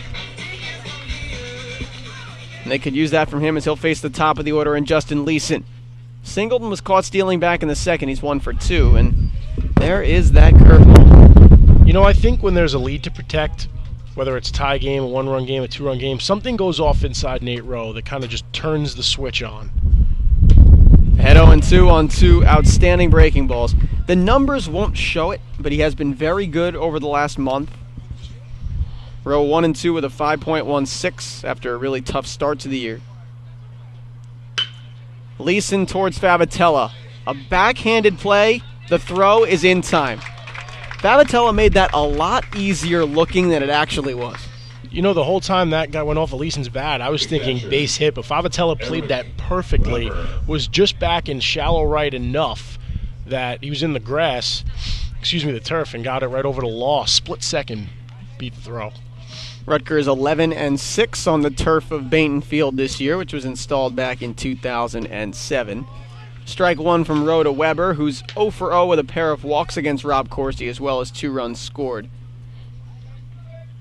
RU 88, 53-1 on this turf since it was installed. That bunted foul now 0-2. You just see Rowe getting ahead in the count, now settling down nicely, and that is what Rutgers would have liked to see out of Rob Corsi today. Corsi, just like Will Brown for Georgetown, not getting the job done, but Rowe coming in doing a nice job so far in relief. It was Corsi's 49th appearance over 3 seasons at Rutgers. Did not go his way, but Rowe has settled things down. He's ahead 1-2. It is the 22nd time that Rutgers has racked up double digits in hits this year. Already 11 hits for Rutgers through 3 innings. 1-2 is fought out toward Law, who makes a backhanded play in the air.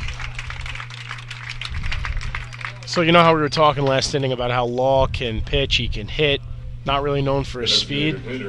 That was a great play for a big guy. Going to his right, arm extended, makes the catch for the 2nd out of the 4th, and Nate Rowe, given name Nathaniel, has retired 5 in a row since coming on to start the 3rd. Nick Collins 2 for 2 with 2 singles, takes strike 1. Well, I think what we've seen so far in this series from Georgetown is they get off to a hot start and then they drop off a little bit as far as their hitting is concerned, and I think they're falling into that slump today. And Rowe loses his first man. It's a hit by pitch. Hit the backside of Collins, who will make his way down to first base. For Rowe, it is his 4th HBP of the year. Unintentional, of course, lost control there. Hit Collins right in the back of the leg, took first base. No harm done. Christian Venditti steps in 1 for 1. Single, walk, run scored.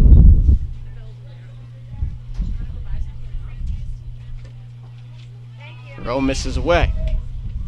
Nate Rowe, who started his career at Morris County Community College,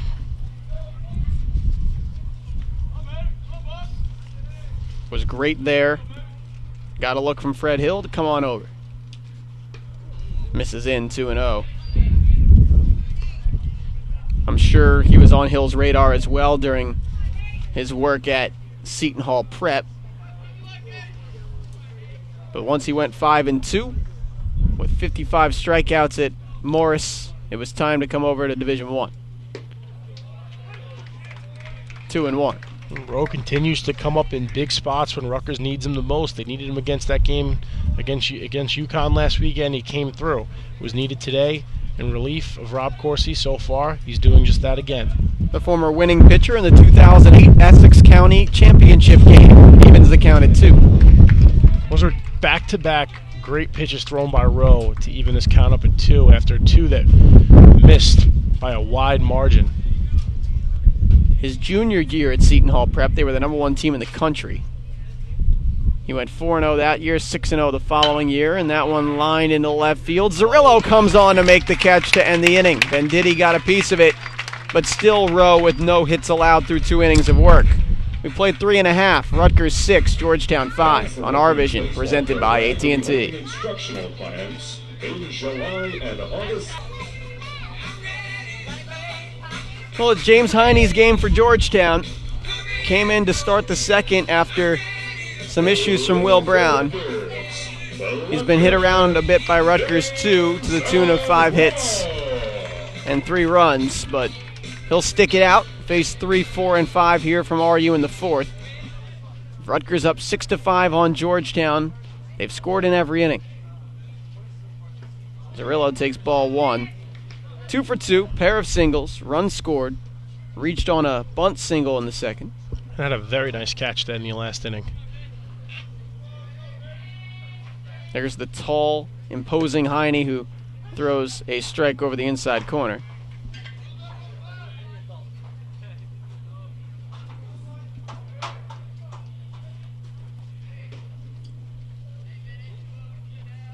Jeff Melillo is on deck. And Zerillo chops that one. Tough play coming on here at first. The flip back in time. That's an excellent job at first base by Anderson to get that, turn around and flip to the pitcher Heine, who beats Zerillo to the bag for a 3-1 putout. Yeah, you saw Zerillo really running hard down the line to try and beat that throw up, but as you said, the fielding of Anderson, flipping it to Heine, just got him. A little bit of a collision there at first as the pitcher went spilling to the turf. Georgetown gets a couple arms stretching out in their bullpen. Rutgers with absolutely no reason to think that Nate Rowe can't go for quite a while. Jeff Melillo takes strike 1 at the knees outside corner. Well, for so many games, it was the bridge to Corsi. Sure. Now it might be the bridge to Gebler, so we'll see how this one plays out. Tyler did throw another couple good innings yesterday in relief after 3 perfect innings last weekend.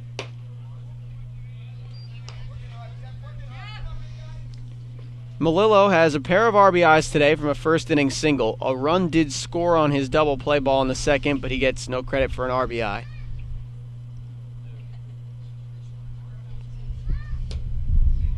One and 2. I'd be interested to see, will Tyler Gebler be in the rotation for the Big East tournament? One would think if he continues to extend as a reliever that they want to get him back in there with Law and Smorl. Well, I think if you're Fred Hill, it's a good problem to have, the luxury to flip-flop both Rob Corsi and Tyler Gebler. Both are willing to do it for the benefit of the team, and really whoever has the hot hand, I think that's who Fred Hill will go with.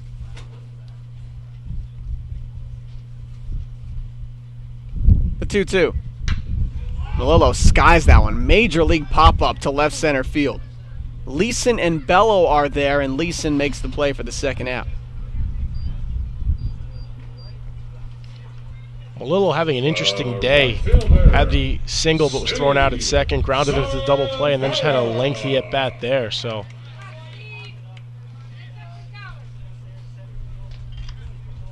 Melillo goes back to the dugout. Steve Zavala steps in for the Scarlet Knights. 1 for 2 today. Fly out, a double back in the first, and a run scored.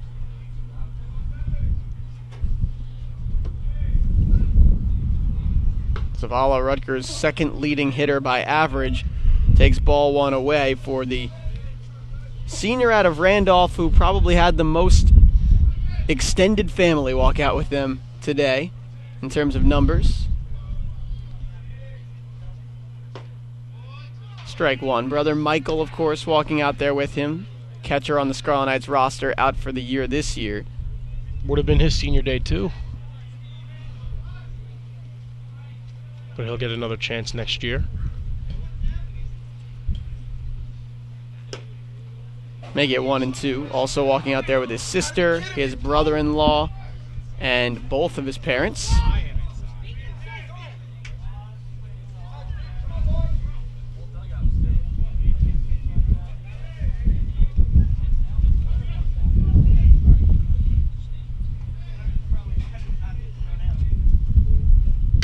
And Zavala, ground ball, diving play off the glove of Poplawski, tries to make the throw, he won't. It's a base hit for Zavala, the Scarlet Knights' 12th hit. They put a nice piece of hitting down through the gap and was able to beat out the throw. He ended up making a pretty good throw over the first, but it was 4 steps too late. Zavala now 2 for 3 on the afternoon.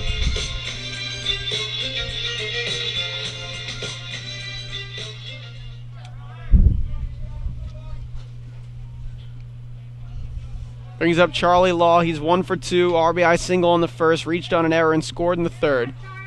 Heine will check on Zavala. Scarlet Knights scored 3 times in the first, twice in the second, once in the third. They're hitting here bottom 4 up 6-5 after giving up 4 in the first and 1 in the second. Law chopper toward third. Blakey, low throw, gets by Anderson. That's an E5. And Rutgers will still hit in the fourth. That is the second consecutive time Charlie Law has reached on an error. Reached on an error to short, now reached on an error to third. But Law will take it any way he can get it.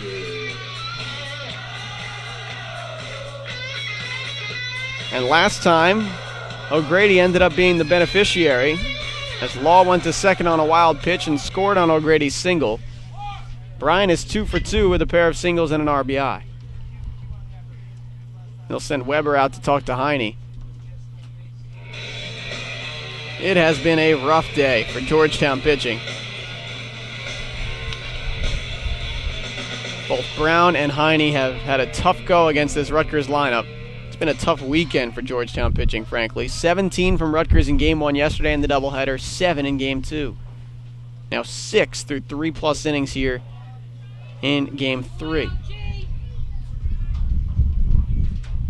Are you looking for momentum heading into South Florida? I should say Western Florida at the University of South Florida for 3 against USF and then the Big East tournament. Count 1-1. We expected this to be more of a piecemeal, bullpen-dictated outing for both teams. Rob Corsi giving just 2 today. Will Brown just 1. So the bullpens will get work. 2 on, 2 out. O'Grady behind 1 and 2 after that swing through. Good job by Weber tracking that one down. Not allowing Zavala to think about going to third.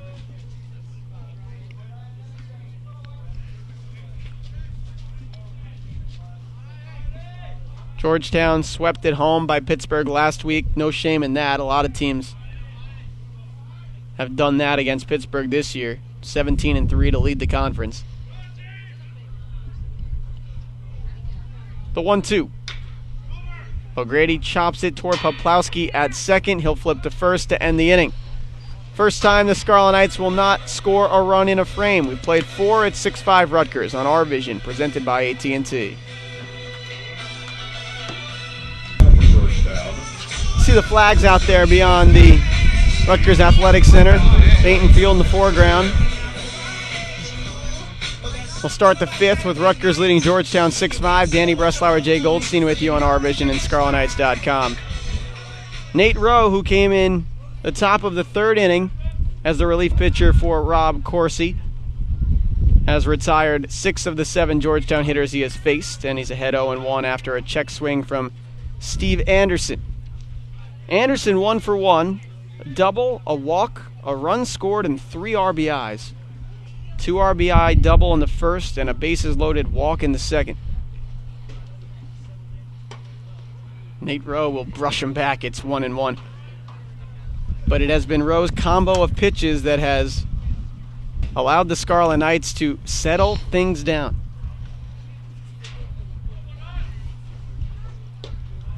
Now 1-2. I mean, Rose had a couple of those where he's, nearly hit a guy. He did hit Nick Collins. He's got to be a little bit more careful. He's been great, but sometimes the location's been a bit off. You don't want to get into a habit of doing that, especially when you're holding on to a 1-run lead. Misses up and in. Since this is our final baseball broadcast of the year, our final broadcast overall in 2012-2013, we'll take some time throughout the course of these later innings to kind of recap the way the season has gone to date. Curveball, Anderson down swinging. Second K for Nate Rowe. The second baseman. It's definitely been one of ups and downs. Has Rutgers, as is really customary with the strength of their out-of-conference schedule, began the year 2-8. As Rowe hits the middle of the plate with a curveball to Poplawski. Danny Poplawski, the second baseman, is 0 for 2. Strikeout and a ground out.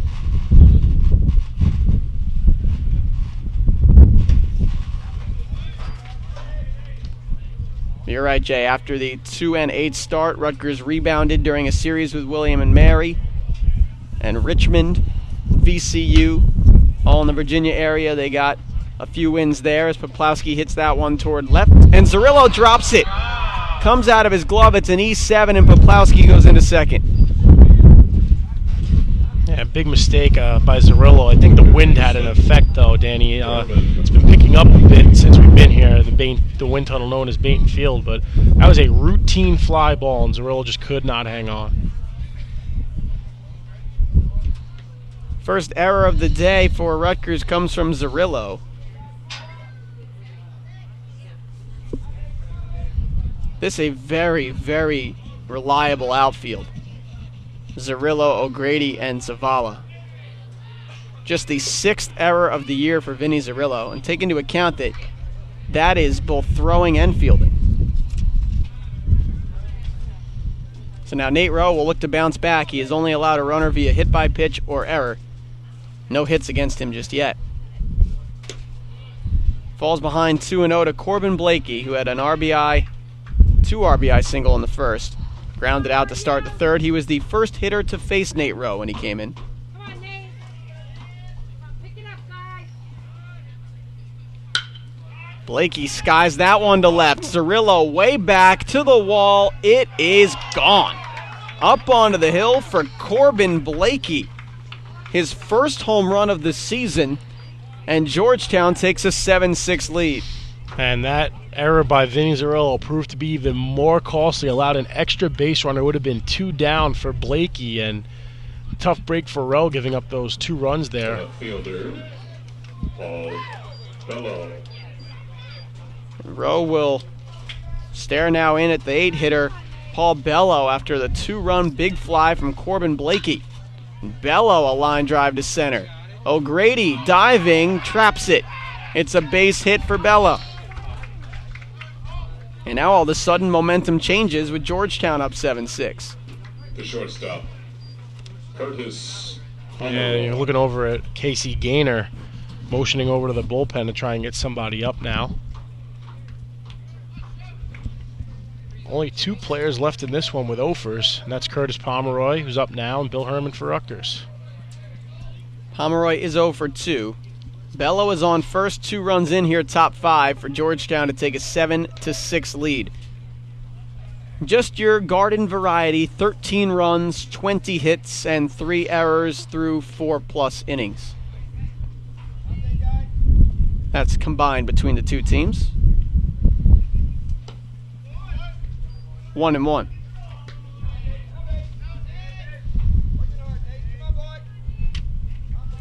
We're over an hour and a half of baseball in. We haven't played a half a game. The 1-1 is a curveball down.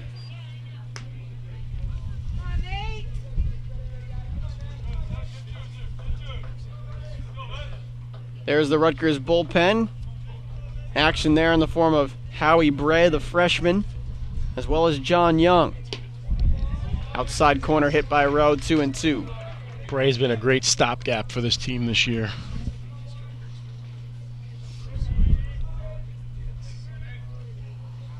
Young, the sophomore, has also seen a few midweek starts.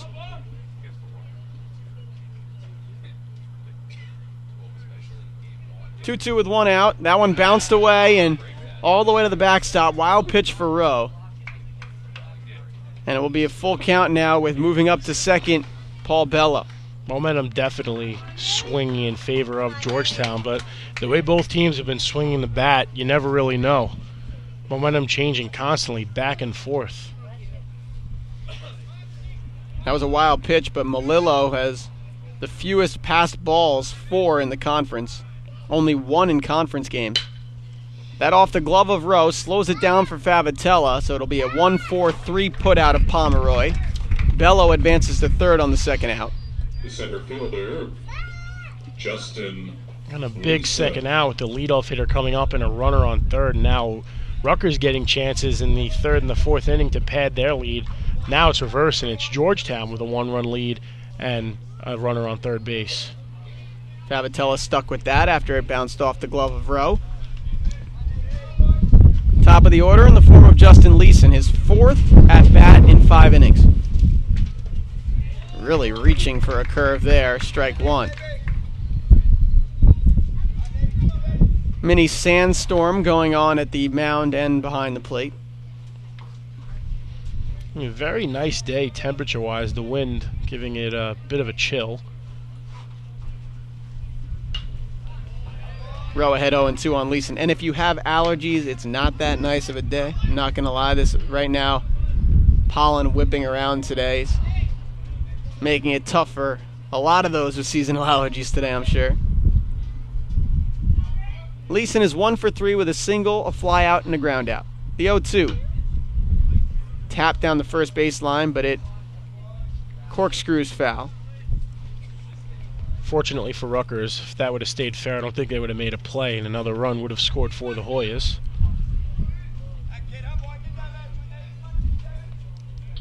"11 seniors honored today. That's one of them, Nate Rowe. He's throwing to another one of them, Jeff Melillo.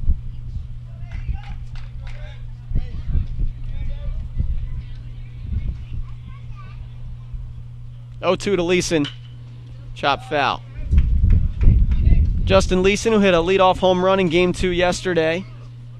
All Big East third-teamer last year. Had a strong summer in the Cape Cod League as well with the Bourne Braves. He's the anchor of the outfield. The 0-2. Base hit, left field. And Leeson extends Georgetown's lead to 8-6 as Bello scores. That's exactly what Georgetown wanted. Nice base hit through the gap.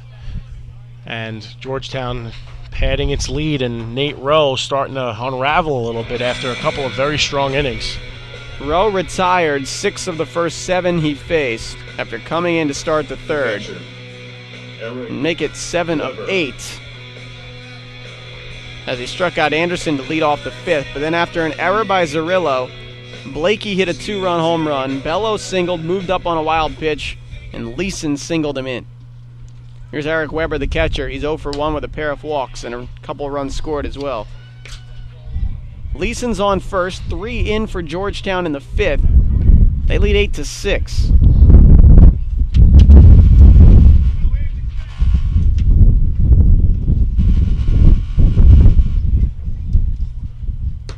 "1-0 is upstairs.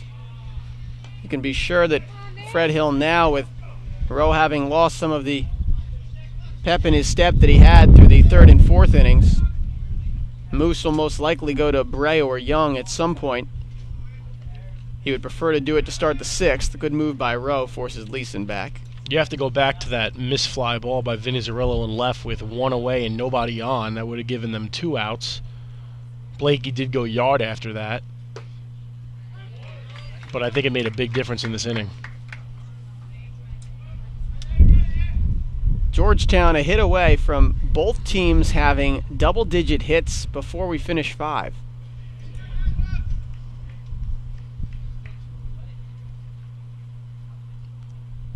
Two-one. There goes Leeson. The throw by Melillo's a strong one, and not in time as it led the shortstop Jennings to the second base side of the bag. So Leeson, who is the best stolen base threat for Georgetown, his 14th bag taken of the year.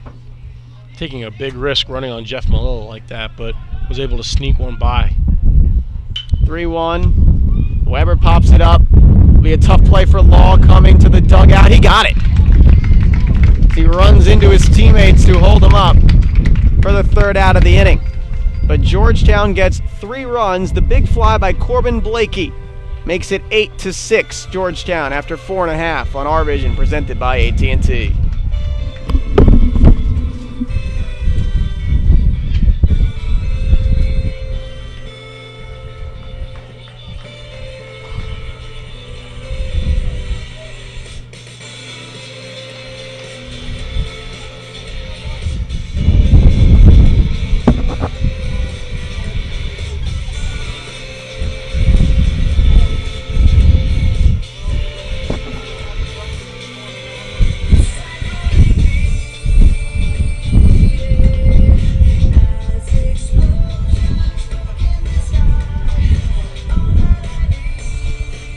Attention, please.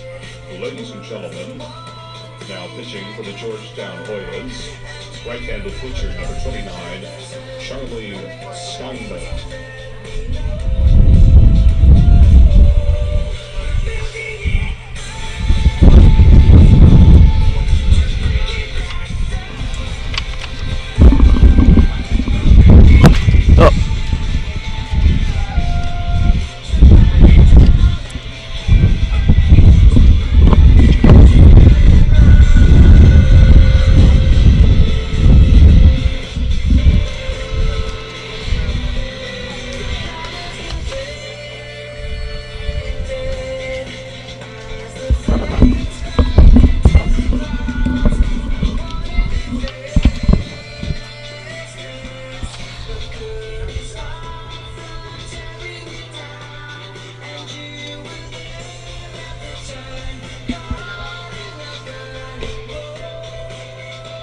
There's the crowd out on the hill as we go to the bottom of the 5th.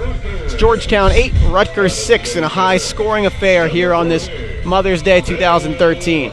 Danny Breslauer, Jay Goldstein with you here on RVision. And Jay, you want to talk about unconventional? Georgetown goes to their closer in the bottom of the 5th, Charlie Steinmetz, 6'1", 200-pound senior righty out of Rockville Center, New York, out on Long Island in Chaminade High School. Will face Bill Herman. The Rutgers will go 8-9-1 here in the 5th, and Steinmetz misses low. Maybe Georgetown's thinking 15-out save. As funny as it sounds, their bullpen is burnt from yesterday. If they can get Steinmetz to go the distance, which I don't think they could with the way Rutgers is swinging the bat, but you never know. He does throw heat. Throws a fastball past Herman, 1-1. Bill is 0 for 1. Fielder's choice put out in the first, sack bunt in the third. Hoya scored 3 in the top of the 5th to take this 8-6 lead. Herman fights that off toward first. Anderson will have to make another nice play to flip to Steinmetz for the first out. Getting you the numbers on Charlie Steinmetz, the Georgetown closer. 4-2 record with a 1.26 ERA, making his 23rd appearance out of the pen. 8 saves. That leads Georgetown. 28 2/3 innings in those 22 appearances. 29 hits, 32 Ks, and 13 walks. They saved almost a third of their total victories coming into today's game, 25 and 23. He saved 8 of them. Very important piece to this team. John Jennings up the middle. Base hit as Steinmetz has to skip out of the way. I like what I'm seeing out of John Jennings today in the 9-hole, getting a chance to play. Pat Sweeney taking a seat, played well yesterday, and he's building off of that. Jennings 2 for 2, pair of singles, runs scored and a walk. Tim Riley will chat with him over at first and give him instructions with Matt Teed stepping in and one away. Georgetown with 4 in the first, 1 in the second, 3 in the fifth. Scarlet Knights with 3 in the first, 2 in the second, 1 in the third. We play bottom 5, Georgetown up 8-6. Steinman to Teets, off the glove of Weber, but not far enough away for Jennings. I think it was a smart play by Jennings staying home. Down 2 runs now. It's a complete different mentality. Taking the safe route there. James Heine went 3 innings, gave up 6 hits. 3 runs, almost identical to Will Brown's 1 inning of work.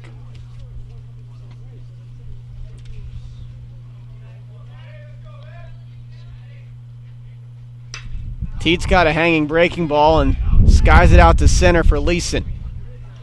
He's there for the second out.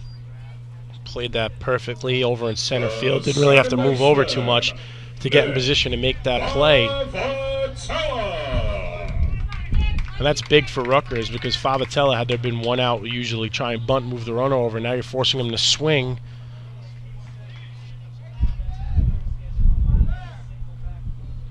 Rutgers tied for second in the Big East in home runs this year. That with 23 of them after a pair yesterday. Favitella has done some damage with a trio of them. Steinman missed low.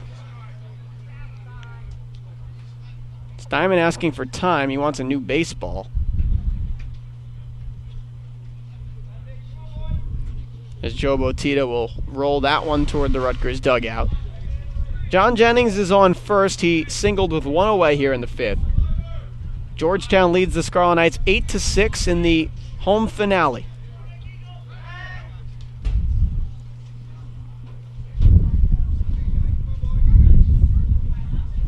We were going through the Rutgers schedule earlier.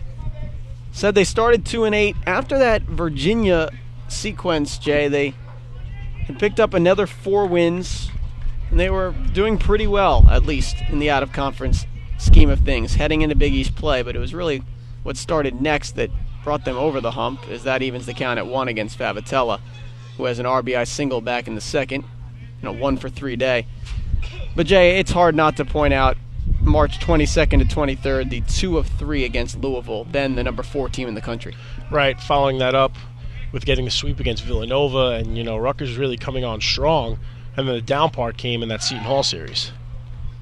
And what now looks like actually just a good win to have on the resume. They took 1 of 3 from the Hall, which has gone 32-7 in its last 39 games, including just sweeping USF.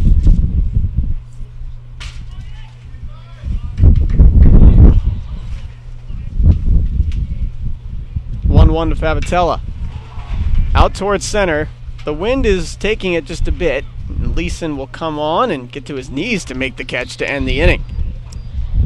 So Rutgers wastes a 1-out single from John Jennings. They get nothing there in the 5th. Georgetown 8, Rutgers 6 on RVision, presented by AT&T.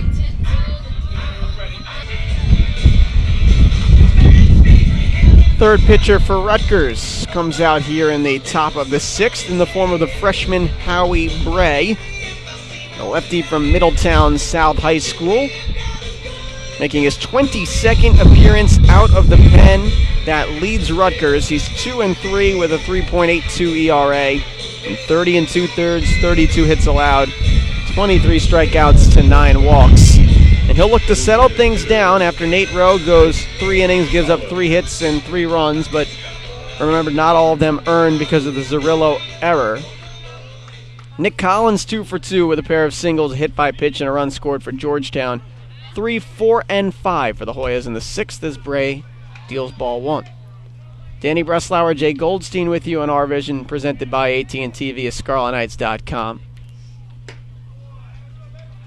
2-0. Jay, seems like an old-school college baseball game of a couple of years ago, and we still had aluminum bats and had 10-run games from both sides routinely. You took the words right out of my mouth, Danny, because remember, I was going to bring up the bats, and the fact that they're doing this with the new bats really says something. This game has just been back and forth. Bray fell behind 3-0, just threw one over for 3-1. Since they went BB Core, the new composite, you don't see run totals like this often. 5-pitch walk. It's Collins has been on base 4 times.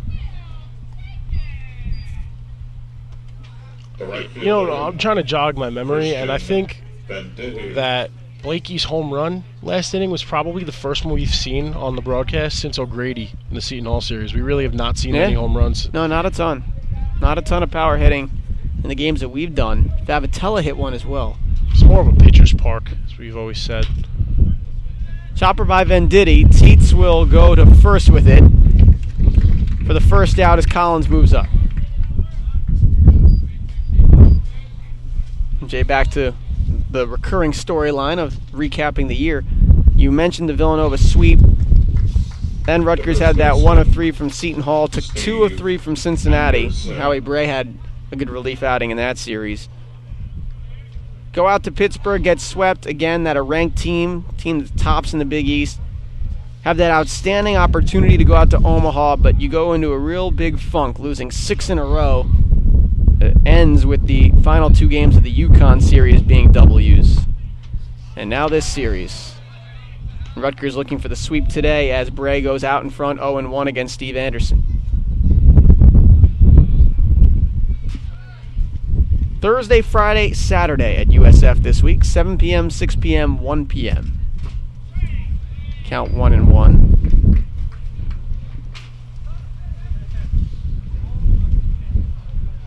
Great complex down at USF. Then you go on to the Phillies spring training facility for the Big East tournament.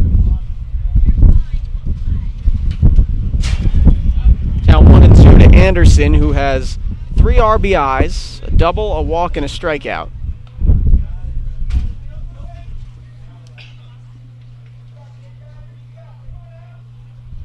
Play top of the 6th. Georgetown leads Rutgers 8-6. Bray's breaking ball hits the knees, strike 3. That was a great at-bat. That was a great job, by Bray after allowing a 5-pitch walk, just getting Anderson like that. Froze him looking for the second out. Remember, Charlie Steinman came on for Georgetown in the bottom of the 5th. The Hoyas closer will be given the task of trying to keep Rutgers bats at bay with a 2-run lead. Strike 1 there from Bray to Poplawski, who is 0 for 3 with a run scored. Did reach on an error by Zerillo in the 5th. And now he's behind 0-2.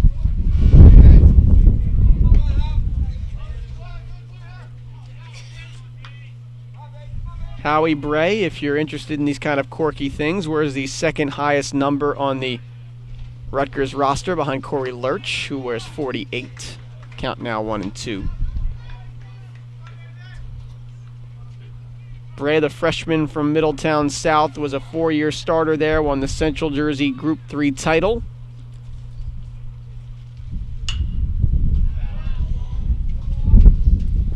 Went 6-4 a year ago with a 1.94 ERA and 65 innings of work for the all Class A North performer.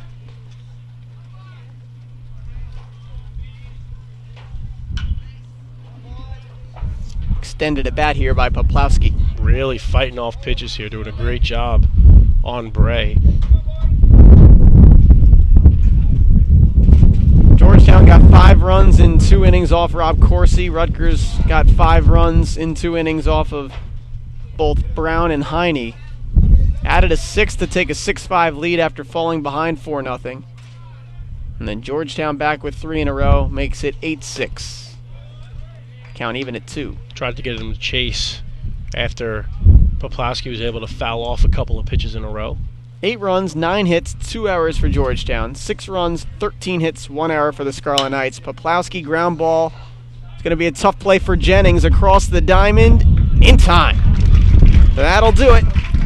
Leadoff walk for Collins, but he does not score after 5.5. 8-6. Hoyas on RVision, presented by AT&T.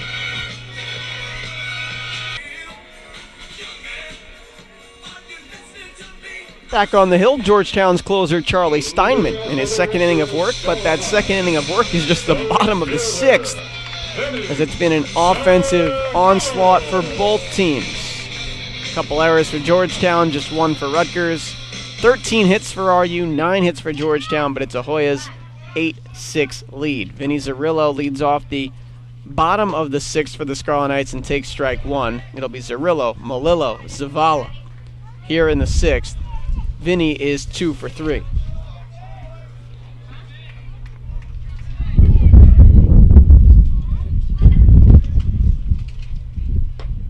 Up 100 points in the batting average from a year ago is Zerillo, behind 0-2. I just think he was in the 350s at one point this year. He was. Come a long way. Just a sophomore. Plenty of more baseball coming from him. Steinman hit the glove, but a bit outside as Weber could not frame it.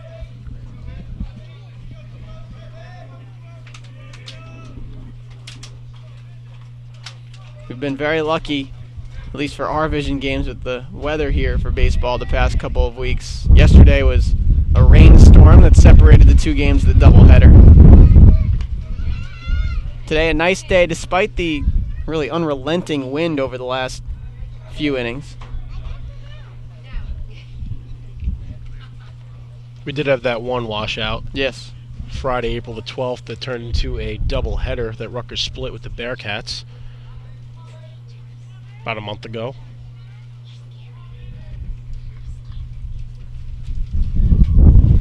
One-two from Steinman. Zerillo checks his swing. He went. Strike 3 as Steinman gets Zerillo. It was a big pitch from Steinman. It kind of froze Zerillo. Zerillo definitely did not agree with the call, but it was a big out as there was one away. Jeff Malillo, 1 for 3, couple RBIs, steps in. Trying to get something going here, bottom of the 6th, with Georgetown looking to salvage a game in this series.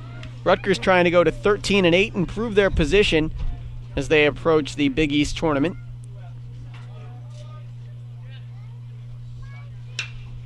Malillo, another high fly ball out toward left center field. Same spot as the last one for Leeson.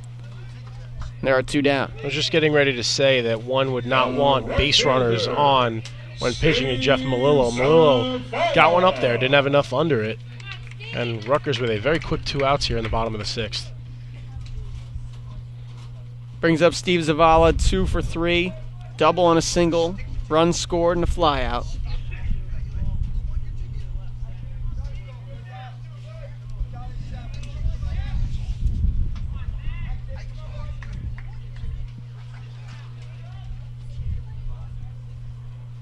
Zavala takes strike 1 from Steinman, who has been great since coming on. Brown and Heine were not good. Steinman has been excellent. Corsi was roughed up a bit for Rutgers. Rowe was really good early, then had one blow-up inning, and Howie Bray came on and settled down in the 6th. Zavala fights that off down the left field line, giving chase and watching it land foul is Bello. Gave it a good look.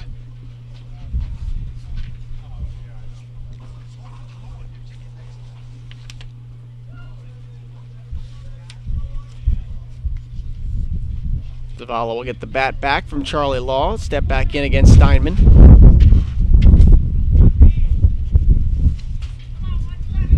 Steve Zavala, the former first-team All-State selection at Randolph High School and the Morris County Player of the Year.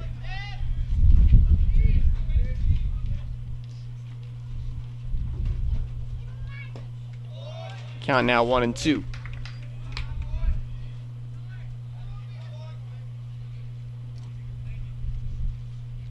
Rutgers all-time leads the series with Georgetown 45-9. This is a series that on the whole the Scarlet Knights have absolutely dominated over the course of the past 10 years. Zavala, 3-hopper to second. Poplawski has it easily, and Rutgers goes down 1-2-3 in the 6th. We have played 6. Georgetown 8.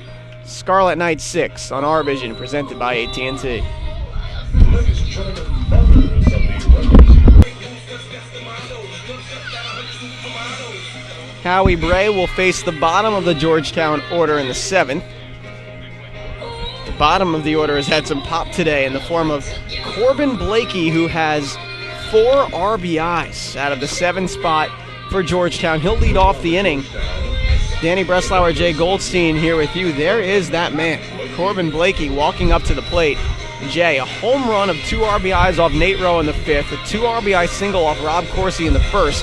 He's had himself a day. Yeah, he's done some damage, accounting for half of Georgetown's run output here in Game 3 of this 3-game series. Blakey came into the day, no home runs, 10 RBIs, and a .233 hitter. Take strike 1 from Bray. When he hit one to left, Zerillo knew right away that one was gone. Didn't even give it a run to the wall. Well, he had no reason to. Landed on top of the hill, just short of some of the cars. Bray behind 2-1.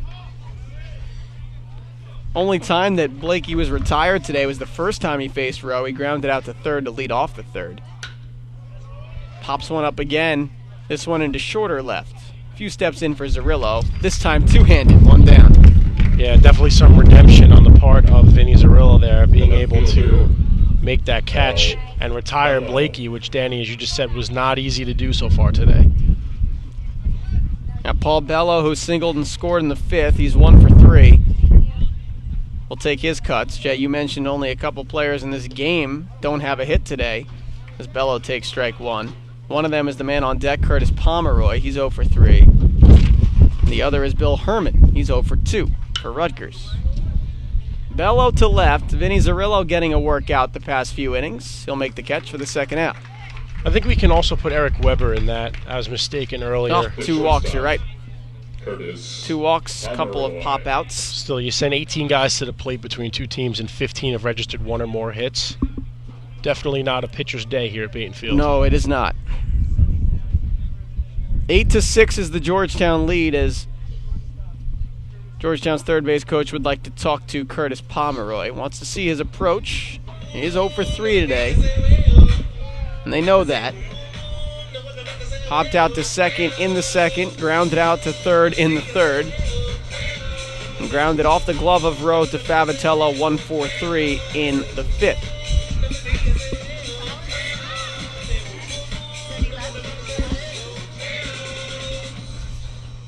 Eight runs on 9 hits and 2 errors for the visiting Hoyas. 6 runs, 13 hits, and 1 error for the homestanding Scarlet Knights. Pomeroy to right center field. And O'Grady will make the catch to end the inning. 1-2-3 from Howie Bray to lead us into the 7th inning stretch. We played 6.5. It's Georgetown 8, Rutgers 6 on RVision, presented by AT&T. Georgetown clearly heeding Jay Goldstein's advice as we go to the bottom of the 7th. Hoyas 8, Rutgers 6 in our RVision and Rutgers baseball home finale of 2012-2013. Looking for a 15-out save from that man, Charlie Steinman. He's already done 6 outs of that work. As we go into the 7th, no one working in the pen for the closer who came in the bottom of the 5th.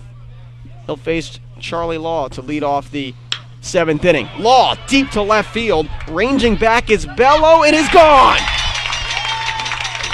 Charlie Law's 4th home run of the year makes it 8-7. Well, you had Steinman go 6 for 6, and then Charlie Law just plated one. It was a line drive home run to bring Rutgers back within 1. That was a huge hit from the senior first baseman. Rutgers' 14th hit, 1st home run of the day, their 24th of the year as a team.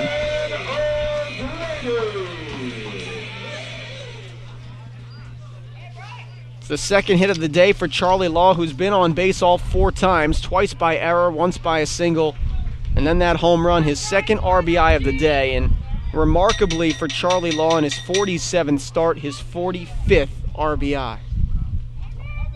Here's Brian O'Grady, 2 for 3. And behind 0-2.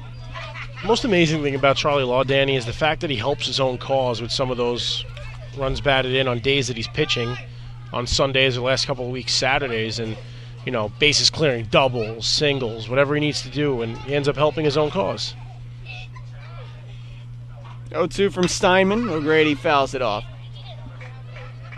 Mentioned how effective Steinman had been since coming on in the 5th, had only given up 1 hit. That was to John Jennings, a 1-out single in the 5th, before Law's big fly to lead off the 7th.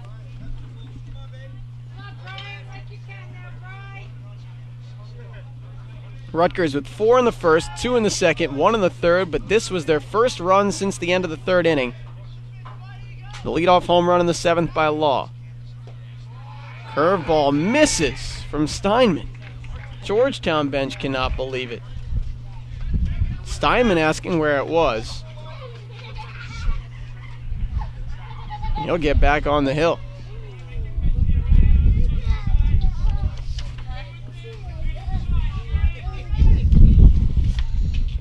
One-two to O'Grady. Pop fly to left field. Bello to the line. Off of his glove, and it's fair. Another E7. This one from the Georgetown side, and O'Grady's on second. Well, I guess it really is the win because you see 2 of those happen in a game. That is a rarity, but O'Grady now is the tying run in scoring position for Bill Herman. Incredible turnaround here.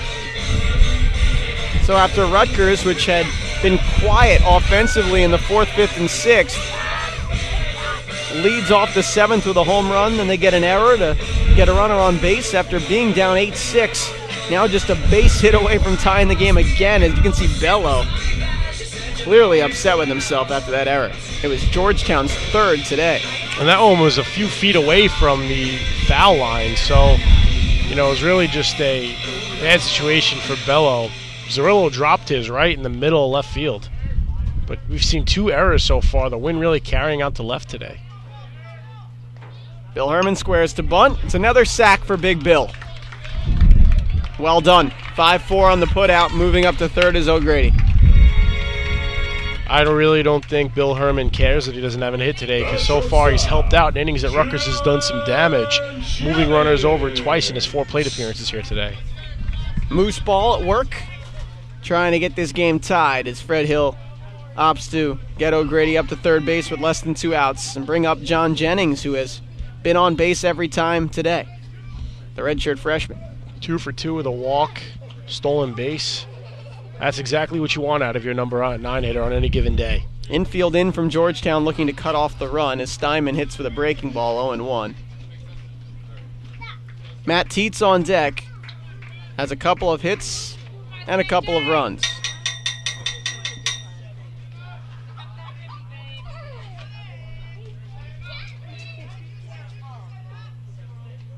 The 0-1 to Jennings, outside corner 0-2.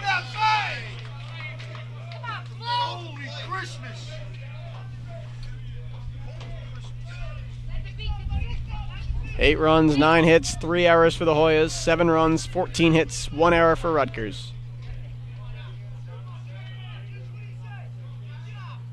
The 0-2 to Jennings, he put it in the air to left. We'll see if it has enough distance as Leeson comes on to cut off from center and make the catch. Medium depth, and because of that, O'Grady will stay at 3rd. And that was the first time that Jennings has been retired all afternoon, has been very pesky as the number 9 hitter. Tried to dink one in there, but Leeson came on, made a great running catch for the 2nd out. Infield can move back to their respective positions now. No need to cut off the run with 2 outs. 2 for 4 is Tietz. 49 hits in his freshman campaign. It's a big number. Making his 41st start today and 40th in a row. Takes strike 1 from Steinman. Rutgers trailed 4-0 after half an inning, tied it at 4 after 1. Trailed 5-4. Check that, it was 4-3 after a full inning. Tied it at 5 after 2.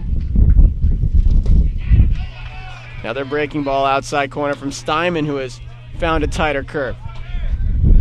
Rutgers took a 6-5 lead after 3. Trailed 8-6 after 5. Charlie Law's home run to lead off the 7th just made it 8-7 Georgetown.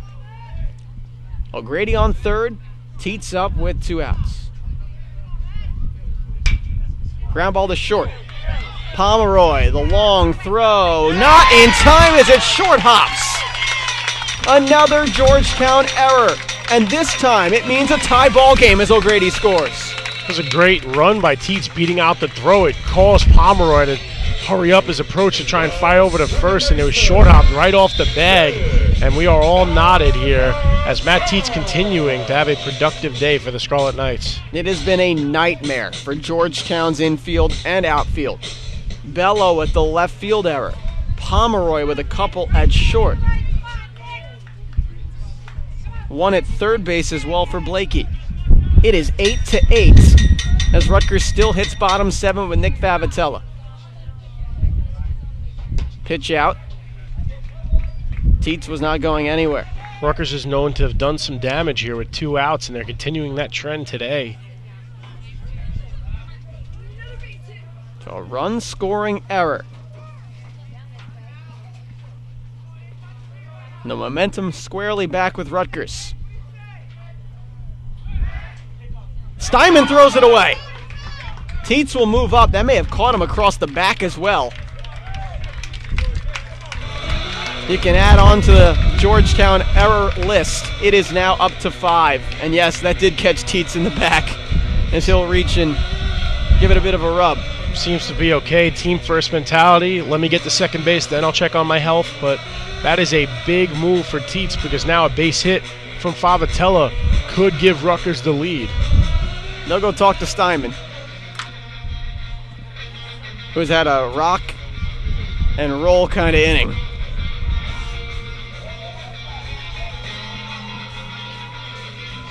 Charlie Law hit a home run to lead off the 7th. Ryan O'Grady reached on a pop-up error. Sack bunt by Herman. Fly out by Jennings. Tietz reaches on an error that scores the game tying run in the form of O'Grady. And then the throwaway by Steinman on the pickoff move. Happy Mother's Day. Well, there was talk coming into this inning about a potential 15-out save for Steinman. He was 6 outs in, and that opportunity has closed for Georgetown. All knotted up. It is a brand new game. In all sincerity, though, happy Mother's Day to everyone out there watching on ScarletKnights.com and RVision. Danny Breslauer, Jay Goldstein with you at Bainton Field. 8-8. As Rutgers hits bottom 7 with the go-ahead run in scoring position. Favatella takes strike 1, count 1-1. Nick is 1 for 4, RBI single in the second, has a pair of flyouts and a ground out.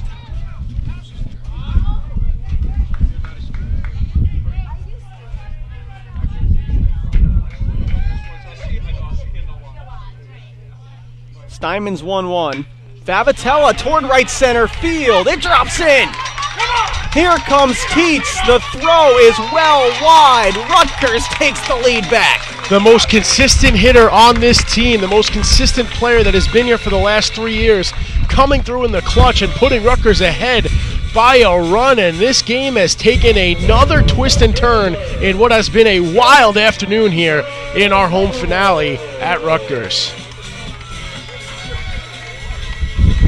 What a sequence of events, Danny. Second ribby of the day for Favatella, his 25th of the year. Come on, Vinny. Blue cheese comes with that. Come on. 7th batter coming up for Rutgers in the inning.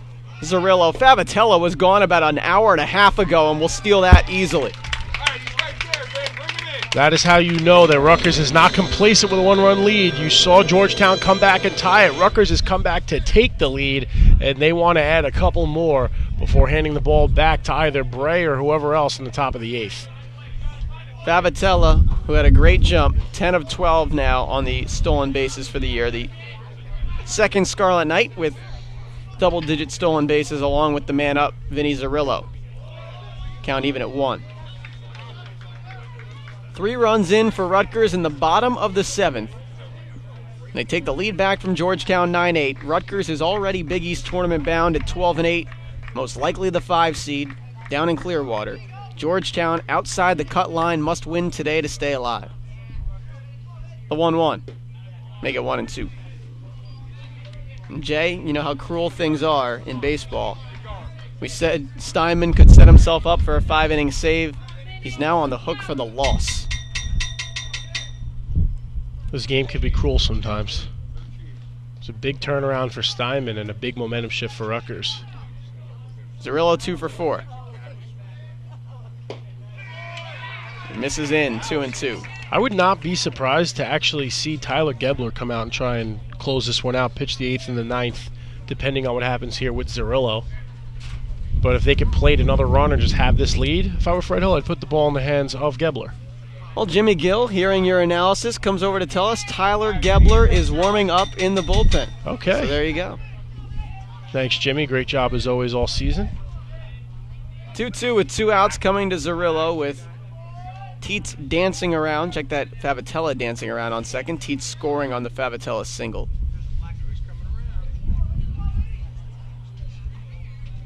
That would be fun to see Tyler Gebler, who most likely, you'd have to figure, will find his way back into the rotation for the Big East tournament. Zerillo, chopper to Poplawski, and that will do it for a 7th inning that sees Rutgers score 3 times. Charlie Law hit a home run, Favitella a big RBI single as well.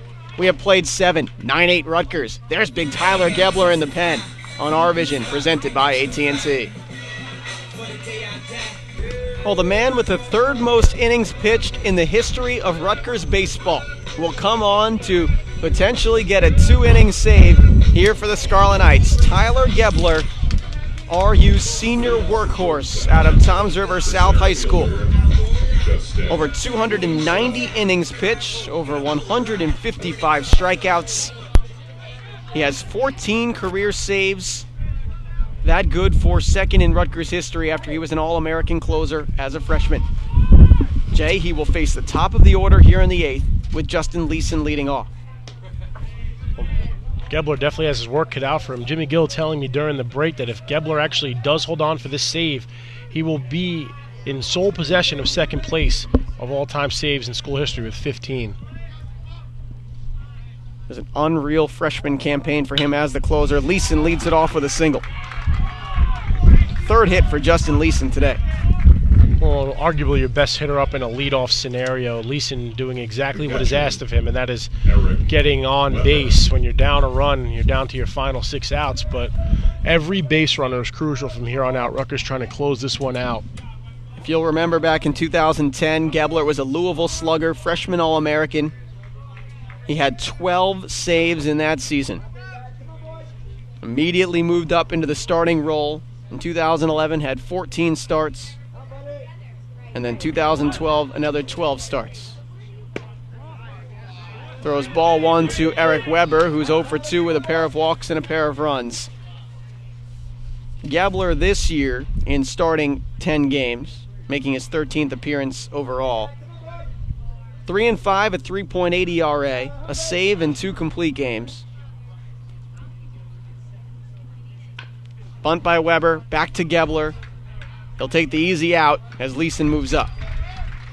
It's a good play by Weber, and Gebler had the ball in his hands, thought about throwing a second, but made a wise choice. 5 errors for Georgetown, 1 for Rutgers. Did not want to take a chance by throwing a second. You're not going to win many games with 5 errors, but both teams with double digits in hits, Georgetown with 10, Rutgers with 15. And the Scarlet Knights lead the Hoyas 9-8 as we play here top 8, with Rutgers looking for a sweep to end their home slate, trying to go into the Big East tournament with some momentum. Well, the way things have been going today, this is still anybody's ball game here with the tying run yet again in scoring position and the meat of the order up for Georgetown. Leading hitter by average, Nick Collins is up. He has been on base all 4 times today. The .312 hitter with a pair of home runs, 26 RBIs. 2 singles, a hit by pitch, and a walk. Scored a run as well back in the first. The 1-0 with Leeson on second is fouled away. Going around the Big East, Louisville defeated Connecticut 3-1. Cardinals win that series 3-0. It was up in Stores, actually, so Louisville doing the job that they needed to keep pace with the conference leader Pittsburgh. Give you the details on the Panthers in just a moment. The 1-1. Collins takes low. Pitt held off Villanova 10-2 to win the series 3-0 in the Steel City. St. John's beat Notre Dame in Queens 2-1 in Game 1 today of a resumption of a suspended game from yesterday. 2-1. Low. 3-1. In top 6 of Game 2 there, Notre Dame leads at St. John's, 6-2. St. John's leading 2-0 in that series. Santa Clara up 6-1 at Cincinnati, top 7 in a series that is tied at 1s out of conference. Leeson on second with 1 out, top 8. Gebler behind 3-1 to Nick Collins. It's a good job by Jennings getting Leeson to lessen his lead off of second base. Count is full. Gebler with a starter's mentality, knows how to approach the situation like this. Knows how to take his time and try and attack the zone as carefully as he can.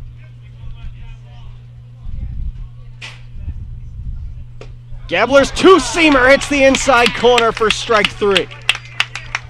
2 down.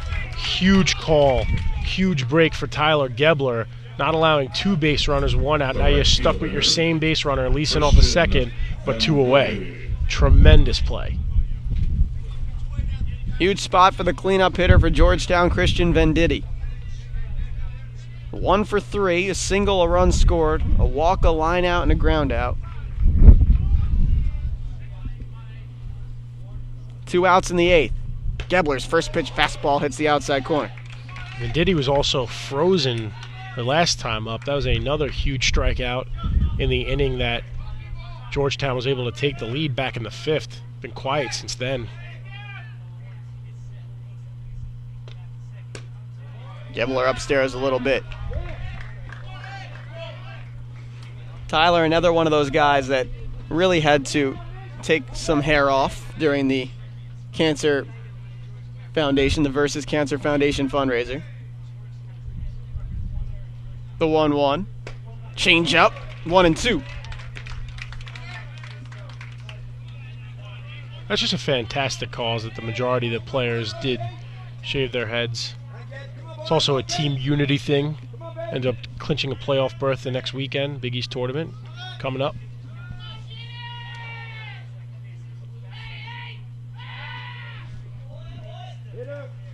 Georgetown dugout still vocal and making sure their base runner Leeson is kept up to date with Tyler Gebler's hang move. The 1-2 to Venditti. What a stop by Melillo. Goodness.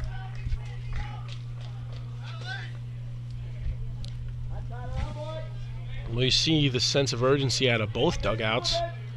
A 1-run game, and it's been a very exciting 7 2/3. 2-2 with 2 outs. Ground ball to short.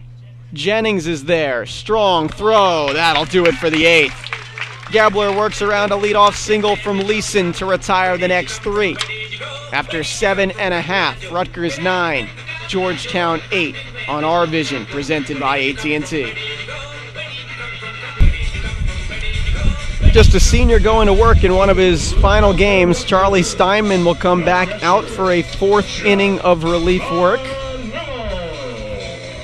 Outside of a rough 7th inning, he's been good. Gave up a leadoff home run to Charlie Law in the 7th, and then a couple of errors really cost him. And right now it's the error that was committed by Pomeroy that tied the game. And Favitella's go-ahead RBI single that has Rutgers up 9-8. Bottom of the 8th inning. Jeff Melillo, Steve Zavala, and Charlie Law due up for Rutgers here in the 8th. Strike 1 from Steinman. And barring a tie game or extra innings, this could be Melillo's last at-bat at Baton Field. Looking back on a storied career from one of the best catchers in the nation. Count 1-1. Average-wise, hasn't been the year Jeff wanted.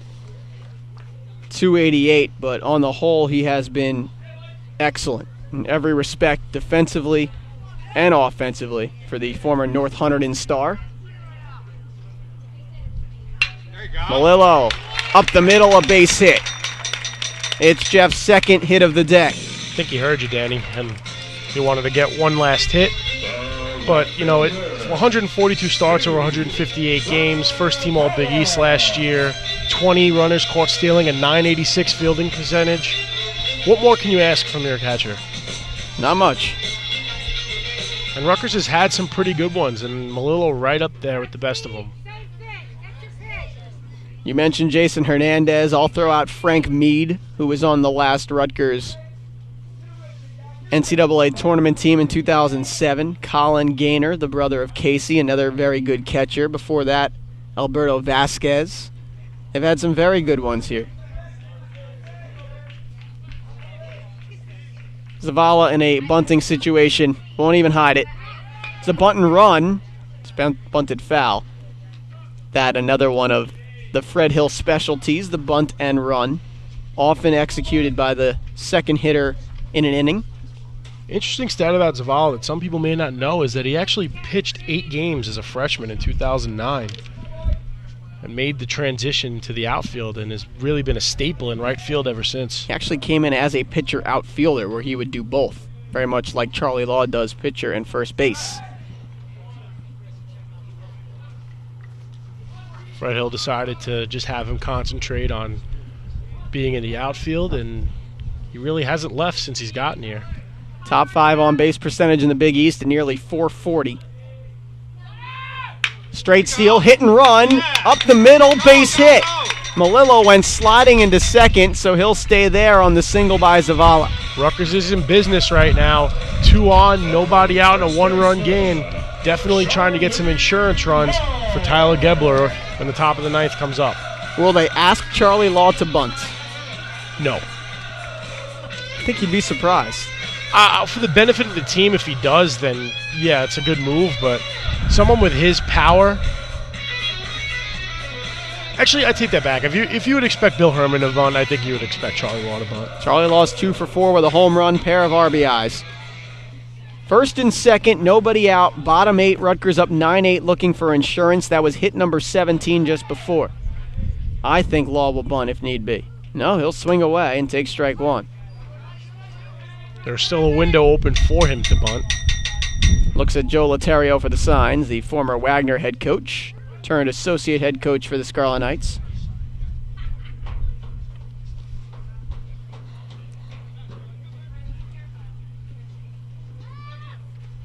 It's Charlie Steinman's game. No one in the pen. Tyler Gebler will look to close it out for Rutgers through the 8th. He'll face 5, 6, and 7 from Georgetown in the 9th. Law fouls it back. He'll get out of play over the Rutgers dugout, just barely. Well, 2 strikes erases any chance of Law trying to bunt, so now it's all about battling back and keeping the at-bat alive with 2 strikes.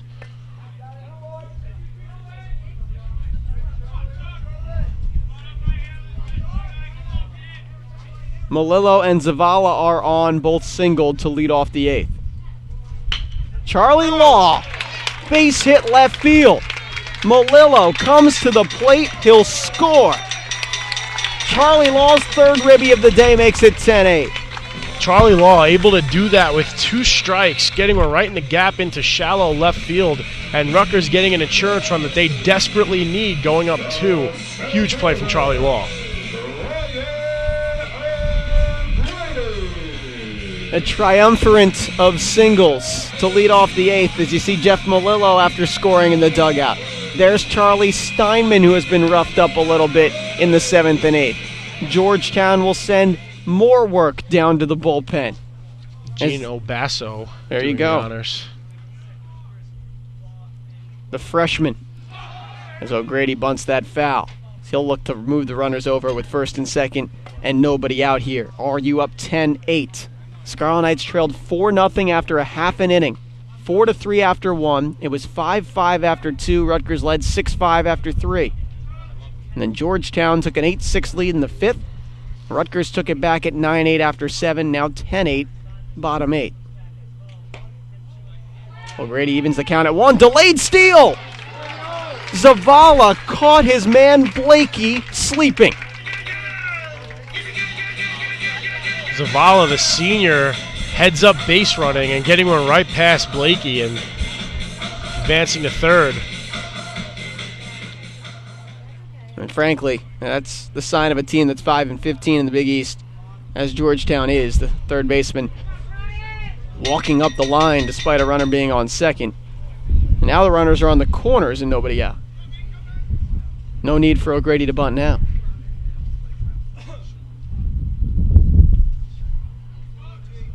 However, don't be surprised if you see Charlie Law take off.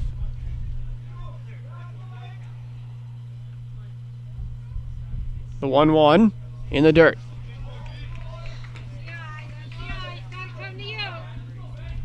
For Zavala, it was his 5th stolen base in 7 attempts this year. Rutgers with 18 hits, 10 runs, just 1 error. Georgetown, 8 runs, 10 hits, 5 errors. I even give that one an error in my book, at least. Steinman throws over. I think it's important for O'Grady to really get his confidence going as they head down to Florida this week.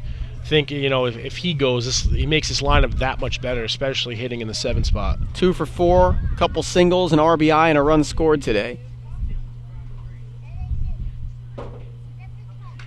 Fouls it back. Hits one of the metal stanchions that holds up the press box here. And ricochets all the way back to home plate. Tells you O'Grady was right on that. Georgetown asking their closer to throw pretty much a starter's number of pitches today. Law on first, Zavala on third, O'Grady takes up, and the count is full.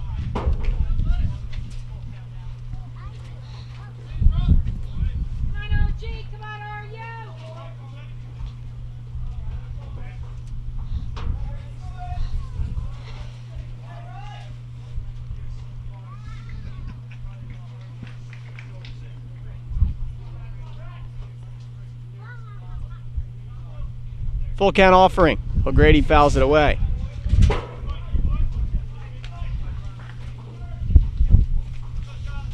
Coming up on 2 hours and 45 minutes in this one. Not terrible for a game that has 18 runs, 28 hits, and 6 errors in it. And a 30-minute first inning. Nate Rowe worked kind of quick. Howie Bray. You saw Gebler. Hasn't been that many pitching changes mid-inning, which has also been a factor in the time. They'll fake it over.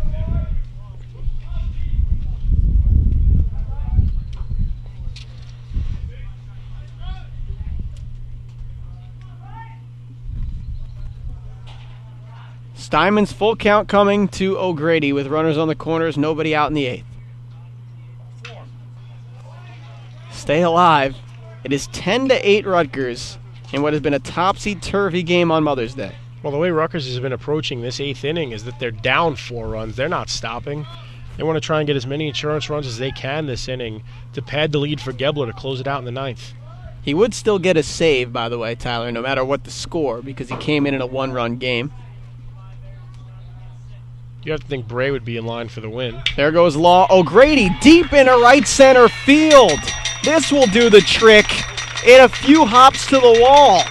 O'Grady will have a triple that clears the bases. 2 ribbies for Brian. It's 12-8. Brian O'Grady, that is a prime example of patience paying off.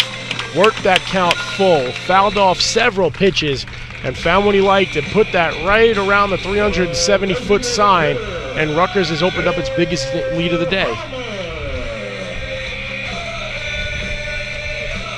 RU's only lead came at 6-5 until they led 9-8. So the first multi-run lead today for Rutgers. The 2 RBI triple for Brian O'Grady. It's O'Grady's first triple of the year. Zarillo and Favatella each have a team-leading 5. And O'Grady's 20th and 21st and 22nd RBIs of the year today. Well, not a bunting situation for Bill Herman, Danny, so after 2 sack bunts in his first 4 at-bats, he's finally getting a chance to swing freely here in what is likely his last at-bat as well at Baton Field. He's 0 for 2. Only Scarlet Knight without a hit. O'Grady's on third, nobody out. He fouls it straight back, right in front of us. A little bit lower, and our monitor might have had some trouble. Thankfully, that wasn't the case. That monitor's very good to us. Yeah, Colin Osborne on the last day of the season. One of the things all he has to do is wish for. All the equipment gets through unscathed.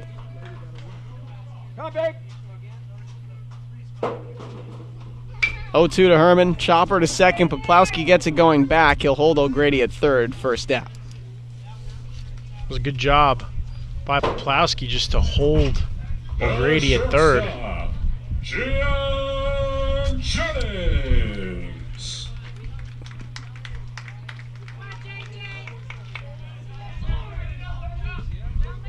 Here's another Scarlet Knight, Danny, that's having himself quite an afternoon.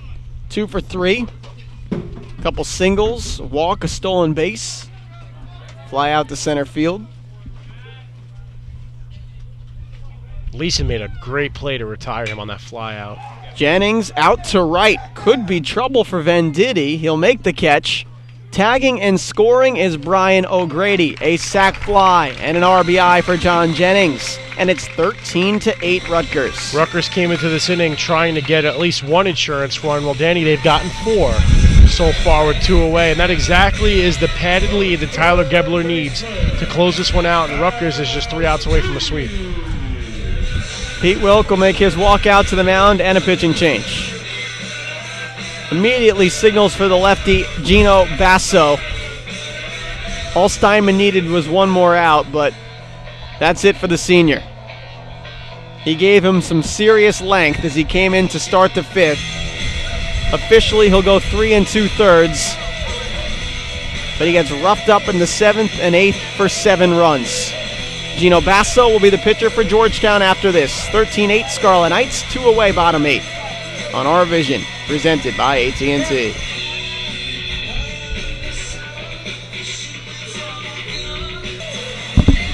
It was last year that on Senior Day, Rutgers picked up a sweep of Villanova. They'll look to do the same on this Senior Day, this time against Georgetown. 4th pitcher of the afternoon for the Hoyas is Gino Basso. Basso, the freshman from Glen Allen, Virginia.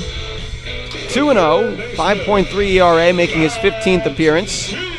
Just 18 2/3 innings pitched, 4 strikeouts and 8 walks. He'll face the Rutgers leadoff man, Matt Tietz. 4 runs in already for Rutgers bottom 8. Some serious crooked numbers on the board today as Tietz takes ball 1 away. He's 2 for 5. 3 runs scored, though, for the freshman. I think the reason Coach Wilk did make the pitching change is because the top of the order is up for Rutgers. And Tietz into left field, a base hit anyway. The 20th hit of the day for Rutgers, their most this season. That is an incredible accomplishment. The last home game of the season, playing in front of family and friends, and Rutgers so far has put up 37 runs in 3 games this series. It's incredible. Somebody's ready to go to Florida. There is the scoreboard, shows you the line score. There are those crooked numbers I was referring to. 4, 3, 3, 2. Just a nutty day. Favitella has 2 of those hits, including what would be the game-winning RBI right now that put Rutgers up 9-8. Well, if you're Georgetown, you can't win a game by committing 5 errors, and I think that is the difference in the game where both teams swung the bat fairly well. Rutgers doubling up the Hoyas in hits, 20-10. 5-run lead at 13-8. Big East tournament on the horizon as Rutgers looks to win 3 Big East games in a row to go to 13-8 in league. They'd also get within a game of 500, 25-26. Still 3 to play with the dangerous USF Bulls before the tournament. And hey, with a sweep, Rutgers could overtake USF for 4th. That would be something. You're singing a different tune. Earlier in the game, you were saying it's really not virtually, but it would be very difficult for Rutgers to move up. But if they play against the Bulls like they played against Georgetown this weekend, you really just don't know until you're out there on the field. USF not playing today. Believe they ended their series with Seton Hall a day early, most likely scheduled that way for Mother's Day. Instead, our mothers are treated to a 3.5-hour baseball game today. Yep. Their gift would be a Rutgers win, though. 3-1 the count to Favitella. He's the 8th hitter of the inning. seen a lot of that today. A lot of 8-hitter innings, Jay, but no one's hit around. That's an interesting stat because we've gotten 8 so many times, as you just said, and no one has batted around. Count is full.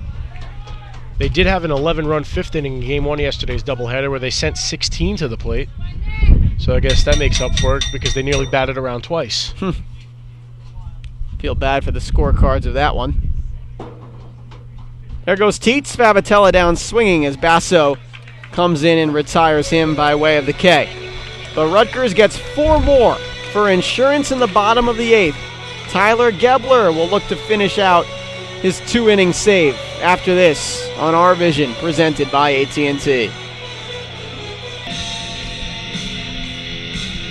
Those Rutgers fans are 3 outs away from a senior day sweep of Georgetown. And to send Rutgers off to Florida on a positive note at 13-8 in the conference Big East tournament bound. There's Tyler Gebler, the senior on senior day with like career save number 15. He came in a 9-8 game in the 8th, sat Georgetown down. Rutgers got him 4 insurance runs. 13-8 Scarlet Knights. 9th inning, Danny Breslauer, Jay Goldstein here with you. Anderson towards short. Nice stop by Jennings. The throw will not be in time as Anderson beats it out for an infield hit. His 2nd hit of the day, the 11th for Georgetown. That one was just well hit by Anderson. I give Jennings a lot of credit for giving that a good look. Stopped it.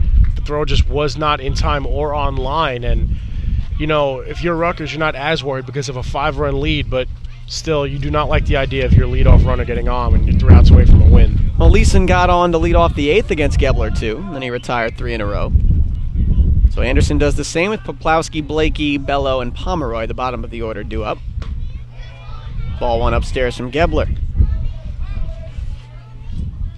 Didn't look good for RU after the Rob Corsi gave up 4 runs in the first. But RU's bats have been there all day long. 20 hits. That's strike 1. Poplawski is 0 for 4. Reached on an error and scored in the 5th. Count 2-1. Georgetown used Will Brown, James Heine, Charlie Steinman, Gino Basso. Rutgers, Rob Corsi, Nate Rowe, Howie Bray, Tyler Gebler. That one into right field, a base hit. First hit for Poplawski, and Georgetown's first 2 runners on in the 9th. Yeah, they set up nicely for Georgetown. But Gebler needs to keep his composure here as you have the 7, 8, 9 hitters up. Guys that have had decent games, but they've gone down a lot easier than the guys at the top of the order. Howie Bray, who threw 2 innings of no-hit ball, is in line for the win. Good confidence booster for the youngster heading down to Florida. A little worried about Corsi, though. Hopefully he'll bounce back next time he's called upon. Could see him move back into the closer role if Gebler, in fact, does return to the rotation. Corbin Blakey takes ball 1. 4 ribbies today for the 7-hitter. Home run, single. Has 2 ducks on the pond and nobody out here in the 9th. Swings through a strike. The throw down, Law scooped it out, but sliding back in time was Poplawski. Jeff Malillo always thinking on his feet, literally. Not afraid to make the snap throw, and the chemistry he has with Law and Favitella just tremendous as he's able to throw out 20 runners this season alone. Line drive, base hit left center field for Blakey. That will roll all the way to the wall. Scoring Anderson and Poplawski. Blakey a 2 RBI double. He has 6 ribbies and it's 13-10. And that's where those insurance runs came in handy for the Scarlet Knights, but Gebler getting rattled around a bit. Blakey accounting for 6 of the team's 10 ribbies. What an outing for him. Jay, he had 10 RBIs coming into the day. As Casey Gaynor will go talk to Tyler Gebler. And without those insurance runs, those would have been the 2 go-ahead runs scoring. Action in the Rutgers pen. It's senior Sam Hasty.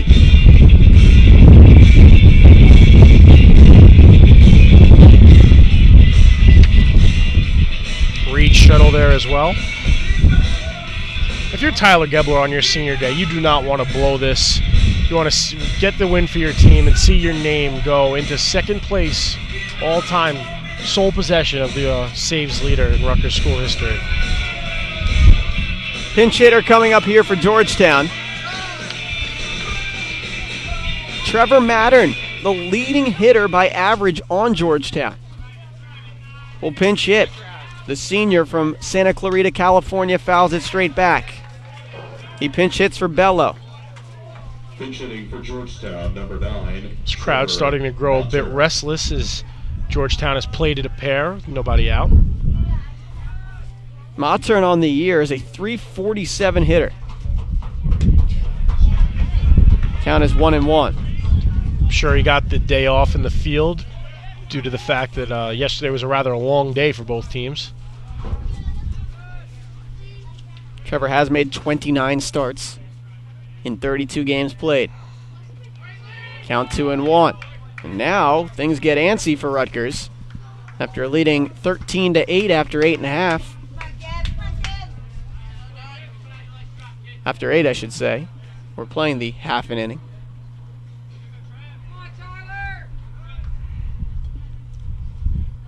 On second is Blakey after his double gave him 6 RBIs. And Mattern swings through that one. Big thing for Gebler here would be to sit down a player who's been in the dugout all game, doesn't really have his legs under him. It's always hard for a pinch hitter. Kind of coming to the flow of a game. Gebler's 2-2, shot by Mattern to third. Teets, 1 down.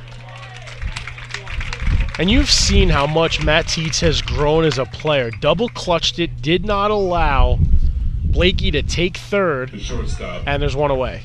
Curtis Pomeroy. Here's Pomeroy, whose error in the 8th inning and his error in the 7th inning really set things up for Rutgers.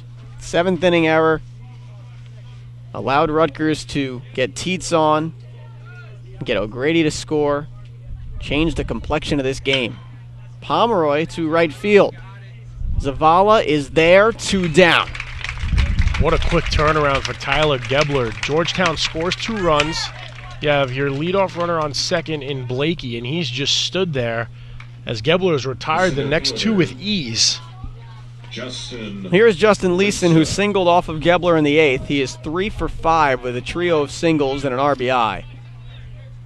Outstanding day for Leeson. The tying run is on deck, that in the form of Eric Weber, the catcher. Tyler Gebler looking to complete a 6-out save on senior day. First pitch is fouled away. Georgetown, 10 runs, 13 hits, 5 errors. Rutgers, 13 runs, 20 hits, 1 error. We still have a chance to get this in under 3 hours, is what you're telling me? Not anymore. Not after Georgetown. Yeah, we're over. Just barely. 3 hours and 2 minutes. The 0-1. Breaking ball gets by Leeson, 0-2, and Georgetown is down to its last strike.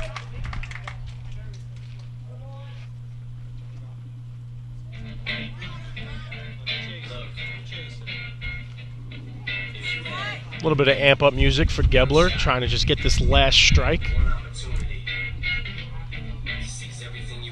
Danny, for this game to have ended under 3 hours under these circumstances would have been nothing short of miraculous. Gebler's 0-2. Misses away, 1-2. Crowd wanted it. Certainly did miss. Would have been a very exciting way to end this one. 2 in for Georgetown in the 9th. It's 13-10 Rutgers on senior day. Gebler's 1-2. Ground ball toward Favitella. Diving stop from his keister. The throw, not in time. Moving up to third on the play is Blakey as Leeson reaches with his 4th hit, and the tying run comes to the plate. You have to like the way Favitella played that.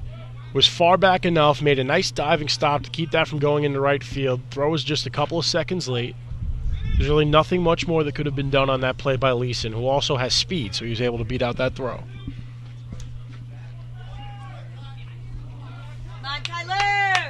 Rutgers looking for its first home conference sweep of the year. They did it on the road against Villanova. Corners for Weber with 2 outs. Line drive to Favatella over his head. Scoring on the play will be Blakey. Leeson up to second, and Georgetown brings the go-ahead run to the plate down 13-11. And this is where those insurance runs are proving to be bigger than you would have expected when you're coming in to the top of the 9th inning with a 5-run lead. Georgetown now up to 15 hits. And once again, Gebler, who started with the meat of the order in the top of the 8th, is dealing with it once again in Nick Collins. Gebler struck out Collins in the 8th. Got him looking, too. I feel like that always rattles the confidence of a hitter. Pinch runner here as the catcher Weber will go sit down. Please, ladies and gentlemen. Pinch running on first base. Number 34. It'll be Evan Ryan. Ryan. Number 34, the pinch runner for Weber. He was brought on to run, Danny, but keep in mind, 0 for 2 on stolen base attempts this year. He is the tying run, though, on first with Leeson on second. First pitch to Collins is chopped away. Tyler Gebler looking for career save number 15 to get into sole possession of second place in Rutgers history. It would also give Rutgers its first home conference sweep of the year and send RU down to Florida at 13-8 in league to take on USF prior to the Big East tournament. What Gebler has to do right now, you can't teach a player. It's all the intangibles. You want to have a senior on the mound in this situation. Gebler has gotten hit for 3 runs in this inning, still in line for the save, still looks poised out there, wanted a word with Melillo, and the fact that you have senior catching senior, big in this situation.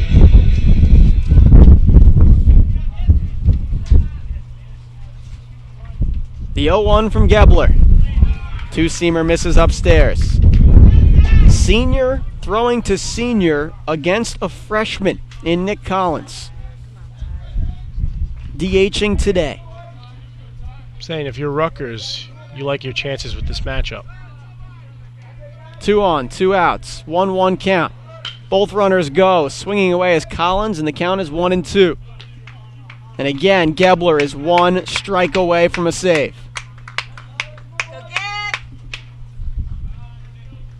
Gebler needs this, Danny. He's missed some time with some injury, trying to work his way back into the rotation, as we alluded to a couple of times during this broadcast.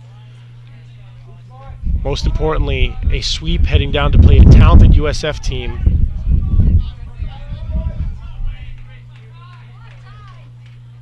Gebler's 1-2. Inside, the throw by Melillo, in time! They get Leeson stealing. Jeff Melillo's 21st caught stealing of the year from behind the plate gives Rutgers a win on senior day, 13-11. Well, it was a dramatic start, Danny, and it had to be a dramatic ending. Great play by Melillo, who caught 2 runners stealing today. Just a great all-around game. The pitching wasn't there, but the fact that Howie Braid came in, settled things down, got the win, and the work of Tyler Gebler. But the story of this game, definitely the run production. Bray the win. The save to Gebler, but a real save to that man, Jeff Melillo, with 2 runners thrown out today. 24 combined runs, 35 combined hits, 6 combined errors. Rutgers goes to 25-26, 13-8 in league play. They go to the Big East tournament after the USF series on a high note. Thank yous to send out to our entire RVision crew. I can't say how outstanding they've been all year long. Our camera crew, our production assistant Tim DeMartin, and our producer-director Colin Osborne. On behalf of Jay Goldstein, I'm Danny Breslauer saying so long from Bainton Field and so long for RVision in 2012-2013. Rutgers 13, Georgetown 11. At USF.